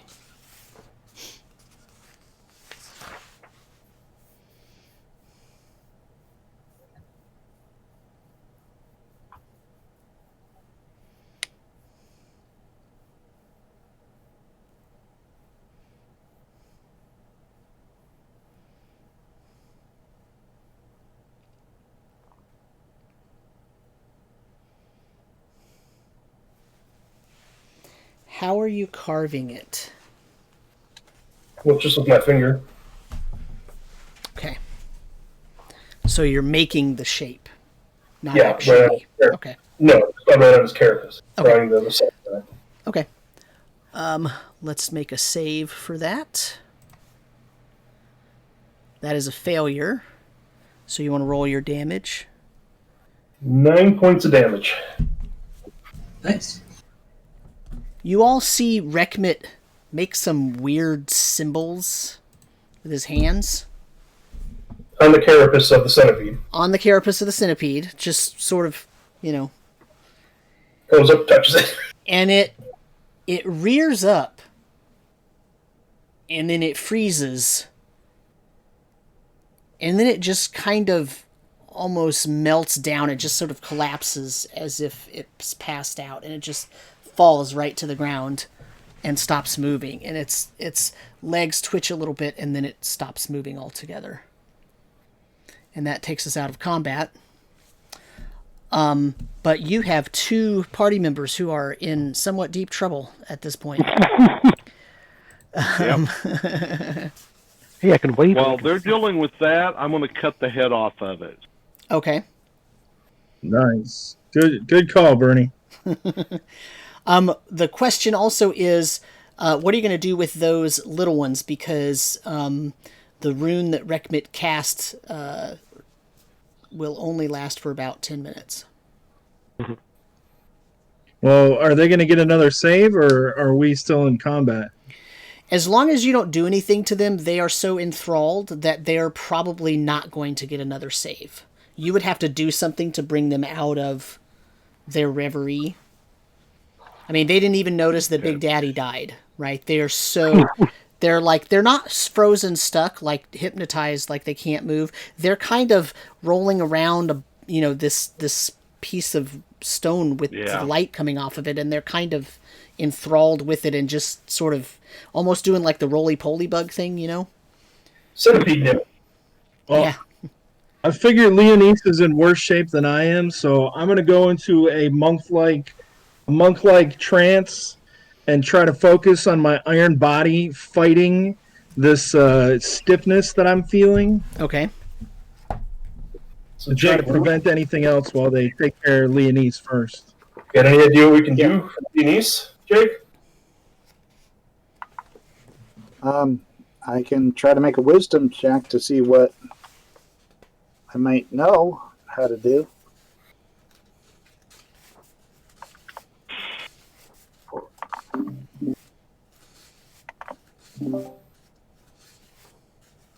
Is it something manifesting up through? Like, was it a poison? Well, it was 2 different things. Leanise was because he got gazed at, and Gino was because he got bit. Right. Yeah. But the effect looks to be the same, right? Mm-hmm. Right. Seems to Is be. it all internal, or is it some external? If you look at Leanise, you Yes. couldn't tell that she couldn't move, right? Until she said something. But if you look close now, you see that the bottoms of her feet, the soles of her boots, are turning to stone. And it's spreading upward. So before I go into my trance, I'm going to call out to Burnie to pop out one of the creature's eyes and feed it to Leanise. Okay. Yum! I mean, he really can't do much about it. If the eyes caused Leanise's petrification, maybe they might cure it. You know, I mean, do we got anything else? That's a holistic method. I'll pop one out and take it over to her. If she'll eat it, I don't make her, but So the question is, does Burnie now turn to stone? Burnie? That would be No. horrible. Good. So, Leanise, are you going to swallow that basilisk guy? I don't really have a lot of choice because he's kind of can't do much. I mean, you've still got use of your arms so far. Oh, I have? Yeah. It's almost to the bottom of your rib cage right now. Hey, I have no choice. I'll try anything once. Worse. Yeah. Roll me another Constitution save. Yeah, like they've been going so well. Oh, close. It was a 16 and then it rolled to an 8. So no. That was the most disgusting thing you think you've ever eaten, and it gives you instant heartburn. But it does not seem to have any appreciable effect on your condition, at least not at the moment. What if we try the other eye? Beady eyes.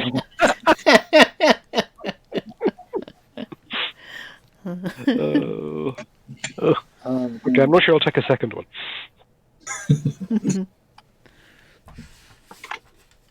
Or I don't know. Maybe push us into the green mist doorway. We could try eating the heart. I don't know. Can Jake? Can you heal us? like a slow poison or anything.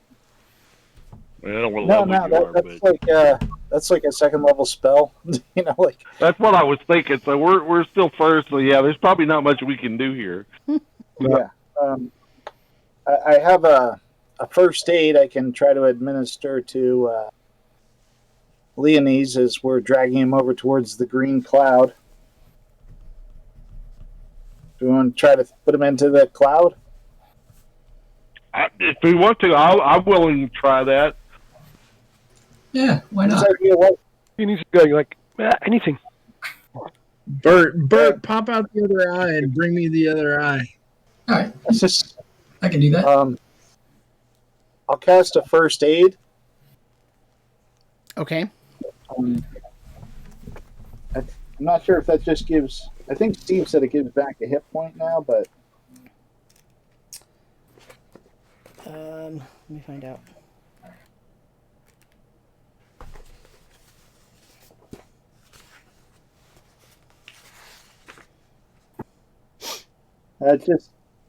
It prevents the further loss of hit points. Yeah, I was going to say, it's more like a binding runes type thing. It prevents infection.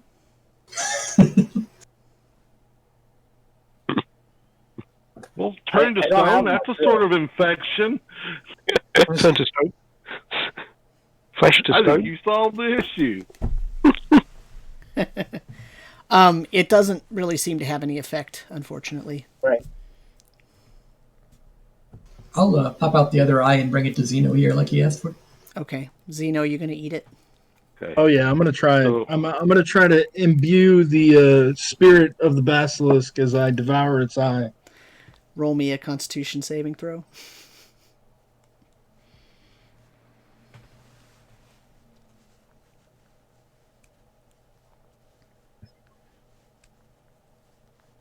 That is going to be. Does Iron Body count?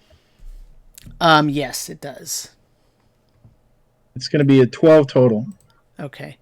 So the eye doesn't really help you, but it doesn't have any ill effects either. It just seems like you ate something. You also don't feel like the paralysis that you have right now is spreading up, but you still can't move. Are the rest of you moving Leanise into the green mist? Is that what the plan is? Well, I'm sure trying to help her. Yeah, why not? Push me in feet first, don't go in yourself, she'll say as she's... well, she can still talk. Yeah, it's getting a little bit hard to breathe, Leanise. You're Gasping a little for air. You're gasping a little bit. So how are y'all going to do that? You just going to push Leanise through? You're going to put feet first? Are you going to lay her in the doorway? What's your plan of action? Well, I think put it like, is there a doorway or arch? Is it open? It's an archway that's open with green mist covering it, and so that obscures your view beyond that. But it does look like there's some kind of door beyond.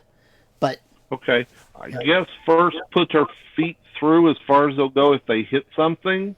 Yeah, they'll go all the way through. And then once you kind of got her feet through the green mist, put them down and stand her up and try not to get into ourselves and let it see if she okay sits on her feet and maybe she'll come walking out. Okay. Ta-da. So Leanise is now standing in the doorway. And after a very tense 2 minutes, Leanise, you feel the paralysis receding. It's going backwards. Ooh. Hey. As Leanise can breathe and now move her arm, she'll kind of turn and wave and say, "It's working!" So now can we grab these other statues that are here and start putting them into this green doorway? Yeah, but can we do the other alive guy first?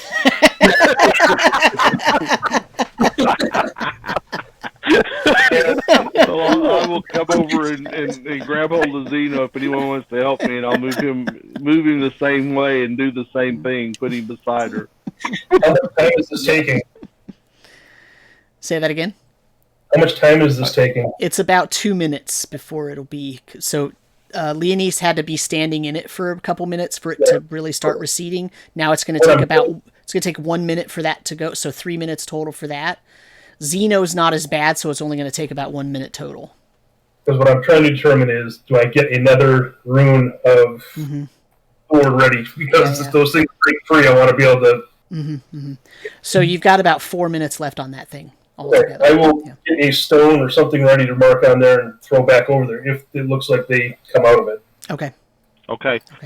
So anybody want to help me with Zeno, and we can move him over and do the same thing. I think there's enough room in that doorway. Okay. So Same Zeno, after about a minute, you feel fully whole, like nothing was wrong. Is there anything on the other side of the mist? Is it just wall or? It is a passageway that leads to a door. The passageway is about 10 feet wide, but it is a carved, manufactured passageway. It's not a cavern. I will come out of the mist and tell everybody that there's a doorway down there and help move one of the statues in. You might want to look for one that doesn't look like it's about ready to die. Yeah, or it's like missing its arm or something where it's going to come back to life bleeding profusely. Yeah. Hey, we have a cleric.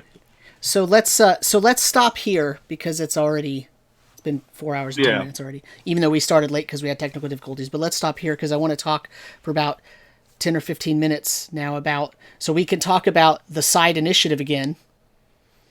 And we can talk about bringing in a new player and how that... So, because I have, so the thing, I should have said, hey, hop on here early and let's check your technology first, and I didn't do that. So that was my failing as much as anything else that happened there. So, so that's one thing about bringing on a new player. Make sure their technology works. We did that with the whole rest of the group because we all met for a session 0 and made sure everything worked. Yeah. And then we didn't do anything else. I didn't but do it that. worked really well, so Yeah. no door, right? Right. So those are the two things I definitely want to talk about. And if there's anything else, I think what I've also learned is I need to go back and study these runes so that I can learn them a little bit better. I know the spells usually pretty well, but the runes I'm not as familiar with. So that's so I have some DM homework, right? So DM Sam has homework. I guess CK homework here, right? But that's okay. And so if there's anything else that anybody wants to talk about with their character or anything like that, we can talk about that too. So first, let's hit the side initiative, because now it's been the third session when we've done that. 2 sessions with fights and 1 session where we didn't really have any fights. So how do you feel about the side initiative now? I think I liked it. I do, but to be fair, we haven't. I liked it in this fight because we won. I do. My fear with side initiative is it can really skew stuff. It's quicker, I know, and it's easier, but it can really skew both ways. Right. Yeah. I personally prefer individual initiative, but it does mean a lot more tracking for you. I mean, if we were doing something like Roll20 or Fantasy Grounds, then you could take care of it. But yeah. I mean, ultimately, like I said before, it's not, the tracking doesn't bother me because I just get in a groove and I do it. It's not a big deal. I track how many rounds we do anyway for certain other effects and whatnot. So the tracking isn't really an issue, because I also, once again, I still think of combat as simultaneous. So like I did tonight when you asked about when Robert asked about the runes, and when it takes effect and when that effect ends, like with a simultaneous combat, like that's one of those things that always has to, like, and so I answered, and then I said, well, actually in simultaneous combat, you would get this effect. So, it's something I have to think about regardless of whether we do side initiative or not. So, But if we're doing simultaneous combat, then really it doesn't matter. Right. Initiative is kind of right. It's just who rolls first, but if it's all simultaneous. Right. Yeah, and that's exactly right. And that's kind of why I say it's just more about preference in the case of this game, because ultimately, although when we do play with individual initiative, what often happens is if someone kills a creature, that creature dies if the person went first, right? Like I don't say, oh, but it's all simultaneous, so they get their attack too. Like I don't, right? So there is that part about individual initiative that could make a difference, I suppose. But if you do it but if you're doing it as side and it's all simultaneous, then it's really you just go and you adjudicate at the end. Right. Yeah. So then you can dispense with initiative.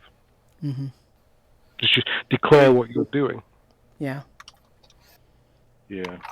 Like in my case, Typically, my character's kind of, at least at this level, and I have to kind of base it off and try to help other people. And then if I have to declare ahead of time, I just hate to waste runes, which is how I went today with this one. And actually did some actual attack, but I like individual, but it doesn't really matter. Like you said, it's better about the flow of the game going. So whatever works best. Yeah. So it sounds like we've got 2 votes for individual. So I mean, even though we started late, I think we got through quite a bit tonight. Yeah. And we had the combat and all that stuff. So and brought in a new player. Yeah. Yeah. And he didn't die. Quite a bit. We didn't sacrifice the new player. Yeah. Despite your best efforts. I'm a fan of side initiative, and I run quite a bit of side initiative, playing 1E, and I find it does a couple of things. One, like I said, it speeds it up, but it also gives the party a chance to contour, because you can choose. The party has some drive in who goes first, and sometimes there's a better way to go about who goes than what the random selection of individual gives you. Yeah. Yeah, I mean, I'm good with either way. You know how Rekmit was able to he was able to work his ruins in a different way. He could time whether he wanted to go at the end with Ruin of Protection or whatnot. It didn't come into effect, but it easily could have. So I mean, I like both ways. Either one works for me. Okay. Burt, Jake, what do you think? I think I like the side initiative just because it is nice to be able to kind of plan things out together. Mm-hmm. I know we tend to take a little bit, maybe too long in over planning things, but yeah, I'm sure we'll get better at that as we go. But yeah, I think I vote for side initiative, but I'm fine with either way. I kind of like the individual combat, but I think with the side initiative, if we use like maybe a turn order, like where our icons are set up, Mm-hmm. you know, Mm-hmm. like Rekmit, Leanise, Xeon, Burt, and then maybe just alternate, like, you know, drop down one each time to see who goes first. Because it seemed like there was a little bit of like who's going next in the combat. Right. So maybe we just organize that. Mm-hmm. Well, that's the part where we're supposed to kind of strategize, and we just kind of went. Yeah. Yeah. I was One of those feeling things, like, it sometimes offhand parties are kind of hesitant, and what I normally will do in those instances, or if situation kind of dictates, is I'll go with the person first who's in the most danger. Mm-hmm. You know, like the guys in the back, let them go ahead and maneuver, but give the guys that are in contact with the enemy, give them the chance to take their hits, Mm-hmm. and then go to the guys in the back doing the other stuff. Okay, that's a good thought. Yeah. Yeah, that's a good idea. Mm-hmm. And we have limited abilities, so we really don't have a lot of room to strategize with what we have available. You know, we could do individual for a couple level or two, Mm-hmm. and then like revisit the side initiative at like level 3 when we have more Sure. options. Yeah. Yeah. Okay. Yeah, and I think if we're going to do side initiative, and you're right, because it gives you a chance to strategize, I think the one thing we have to do is, I don't want to say a time limit, but you can almost like Mm-hmm. defeat the object of side initiative if we've got like 5 minutes to decide what we're going to do. Right. Oh, yeah. No, you got to keep it moving. Mm-hmm. Right, so... Yeah. Okay. But that's why I think the idea is you decide what we're going to do, Mm-hmm. and then you roll initiative, if you're going to do initiative. Yeah. But if combat's simultaneous, it really doesn't matter Mm-hmm. that much. Yeah. Okay. Well, I think, yeah. So let's go back to individual initiative for the next until you hit level 3. Then let's take that suggestion. hanging on. Jake could take a long time to get to level 3. That's true. So this time next year, we might go back to side initiative. Yeah, right, exactly. Hey, Leanise is going to take forever. Yeah. Well, we'll revisit it in a few sessions. It doesn't have to be, something that we talk about only per level or whatever. So the second thing was bringing in a new player. As I said, with the technology, I didn't do that as smoothly as I could have, just because I got busy today and didn't end up getting back to him and saying, hey, let's check this out, make sure your technology is okay. But in terms of story, you were kind of in the middle of something, so there wasn't really a point where you could sit down and say, hey, here's what we've been doing. Let's take you and let's go finish off this mission or something like that. You just kind of said, hey, we have this thing that we're doing, let's go. And he said, yeah, let's go. It was one of those, hey, you look quest worthy. Let's go. Let's just join the party and go. Which to me is fine if we're trying to move things along and keep things going. I know some people bristle at that because it sounds very contrived, but you all met half of each other in the tavern anyway, so it doesn't I don't know. But how do you feel about that? Does it break the flow if you have to introduce somebody and you make it a big production, or is it worse to just say, hey, you met up with this person, they're looking for a job too, and they're willing to join you? I think the quicker works fine. You met this person. Mm-hmm. Yeah, to me it works. It's perfectly natural to me. It's like, well, you're all adventurers. You find, because obviously he stood out in the bar, so therefore, right. Yeah, right, clearly wasn't a local. Yeah, well, that's why when he said that thing about the axe, I went with it and said, oh yeah, let's make this a deal where, you know, the people in the bar are like, what the heck? And the bartender's like, no, don't get me fired, you know? Yeah. Yeah, I thought there was a little bit of role playing with the guys who were there, and then, you know, yeah, maybe it's a little contrived, but otherwise we could have spent an hour just dealing with that, and I'm just kind of glad we just kind of got moving. Mm-hmm. Yeah. No, I always like fast videos. Go ahead, Richard. Sorry, Richard. I said I like it when they come in fast.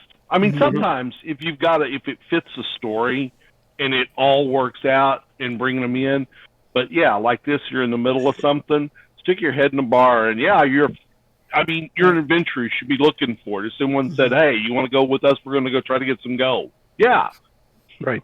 Right. Yeah. And it also helps that we're all first level, so it's really early on. If we were third, fourth, fifth level, then maybe you'd have to work a story a little more. Yeah. That's true. Yeah. Actually, I forgot all about him until I don't remember who said it, Zeno or whatever. Yeah. Okay. Is there anything else that any of you are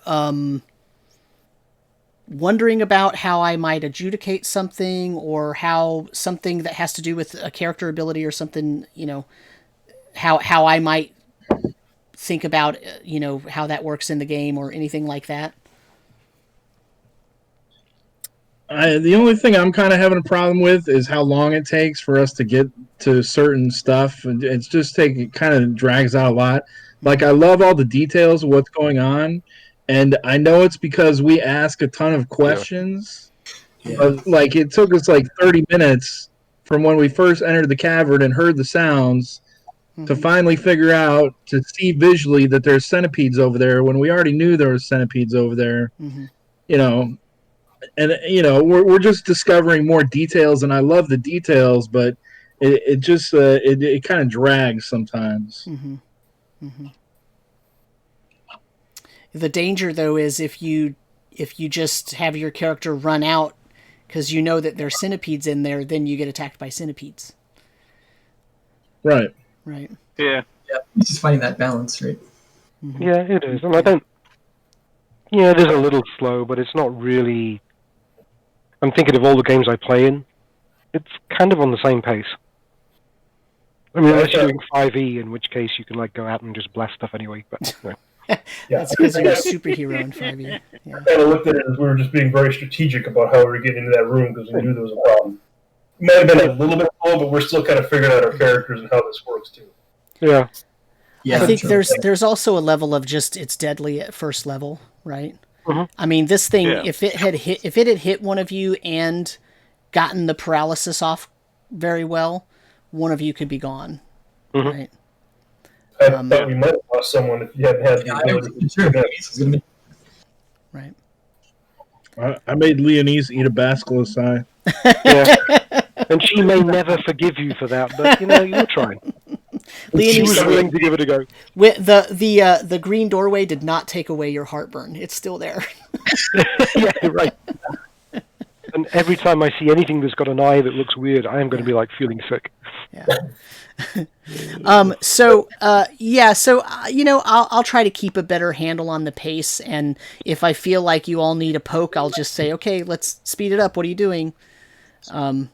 Rather than because the same thing happened in the Mushroom Forest, right? Because what the problem was, you saw something, and then it was, okay, well, do we go deal with those brown flying things? And then when you decided to go around them, then you missed the actual mushroom part that was labeled, so you end up curving around, finding something totally different. But, you know, it's sort of one of those love-hate things as a GM, right? That I need to give you the details, right? You need to understand that something really freaky is going on right here, and it's almost impossible to figure out what the cause is at the moment. And so you know that some things are broken and wrong and disturbed, but how much do I need to hammer you over the head with that? But then if you miss something, or there's a random encounter or something, then that tends to get things off track. And I have not been supremely concerned with reeling you all in and getting you back on track because you need to know the details anyway. So that's one of those weird balances. Sometimes I'm really good at it. Sometimes I fall down at it, and that's just a thing, right? It's just part of DMing. It's back to life. Yeah, it's a fact of life. But I will try to keep note of the pace and whatnot. I mean, I like the sandbox where we just kind of go and do our thing. It's not railroading. We're just kind of doing a thing. Like, now we have to kind of figure out. I like that too. I mean, and a bit of pace really falls back on us because, like, one, we want detail, but then we have to come to decisions instead of it didn't frustrate me or anything. I mean, we were with the flying things across the way. We took a long time debating that, whereas we probably could have very easily just said thrown a rock at one of them or charged straight across or immediately headed off the other way instead of right. Yeah. I almost did. So that is Yes. one thing I've learned from, and it was actually Alex knows Mike or Michael, and so we played in tabletop, or we did do pre-COVID, and the details. Asking questions, that's one thing, right? That doesn't count. But if we're sat here chit chattering about what we're going to do, you'll hear dice rolling. Yeah. So the longer if we're just talking, he's rolling for random encounters or whatever he's rolling for. Yeah. Yeah. Right? So that'll help. I think the asking the questions and the detail is I think that's fine because it's all visual and it's theory of the mind. But if we're just debating, are we going to do this or this or this? Right. I think you're perfectly entitled to start rolling for random encounters or whatever it is you want to roll for. Hey, Samuel, so I do have one adjudication question. If me or Leanise would have rolled like a 20 on that con save from eating the eye, would that have had any effect? Yeah. Yeah. In general, so this creature, because you're first level, like I said, this thing could have completely wiped one or more of you out. But I put in certain barriers because I didn't want it to completely decimate you. So it still remained deadly. And yet it's basically a giant caterpillar, twice the size of a regular giant caterpillar, and with certain basilisk abilities, right? Like, so the petrifying gaze, except the basilisk, the petrifying gaze, it's basically, it has, its vision is 60 feet. So that's the range of the thing. And so I kept that part, but basically if you fail that con save, you're petrified. You turn to stone, right? And you're done. Until somebody finds a magical way to relieve you of that particular condition, right? So part of what's happening is I needed you to have a way out of that if it affected you, but also this thing it's not a natural beast, right? So there is something affecting it, giving it this power, and it's a little bit weaker than the basilisk, which is why for example, Leanise got a save basically like every turn, right? And Zeno got a save, and I think Leanise failed more saves than were made, but Zeno actually made the save. But yeah, if you had eaten the eye, right, of this thing, and you had rolled some kind of really awesome save, yeah, I would have totally had it do something. Not because I wrote that in the monster stat block, but just because that's a cool effect, right? Curious. Yeah. I was curious how you would have ran it if we hadn't have rolled something awesome. Yeah. And so, I had I knew the gateway was going to either help you or hinder you. In this case, it happened to help you all because you figured out that it could relieve that petrification. But, this thing is not, it's not a basilisk, right? It's not a full-on basilisk. It's something else that's being affected. So there was, in a way, no way for you to know what was going to happen, right? So I built in a bunch of saves. I'm tweaking it, right? So I created the creature. I'm kind of tweaking it because I feel like there were too many saves. You shouldn't have had to roll. Leanise should not have had to roll as many saves. But whatever. It's like that's part of the learning, right? Of when you're doing something. I will tell you that if this had been a 5th edition D&D game, everybody would have been making rolls like every 2 seconds this whole time.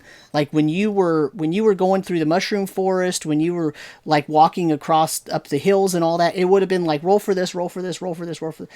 And I only had you roll a few times, but I still felt like I was having you roll more than I should. I should have just told you things. And so sometimes I get stuck in that because I run a lot of 5th edition too, and I get stuck in that sort of modern thing, and it takes me a game or two to remember, oh yeah, I don't need to make you roll. I can just tell you. Like, so if I ever ask you for a roll and you just feel like, well, do I really need to roll that? Just ask me, do I really need to roll that? And sometimes I'll say, yeah, you don't need to roll. Here, I'll tell you what it is. So, does that make it a Bassipede or a Centilisk? It has a name that I'm not going to tell you because that would give something away about the rest of the cavern. Cool. So. You have a list of ruins, right? The 6 that I've got? Yeah. We just have to kind of get up on that, and whatever you just adjudicate with, I'll go with. I'll figure it out. Yeah. First level, I may not know exactly how this stuff works. Yeah. Well, and that's the thing that's cool about your character is you didn't really have somebody there to teach you because they're like, no. So yeah, no, that's good. Hey, hopefully, what I think I picked a decent little range of things that could be helpful. So we'll see. I mean, all you can do is keep trying, right? Like 6 point X, whatever this shadow maybe. Yeah. Ruin book is. Yeah, well, that's maybe something good to learn, and maybe not. We'll see. We'll see how what it happens. goes. That shadow in a name, it's got to be good. I'll test it out on Dick.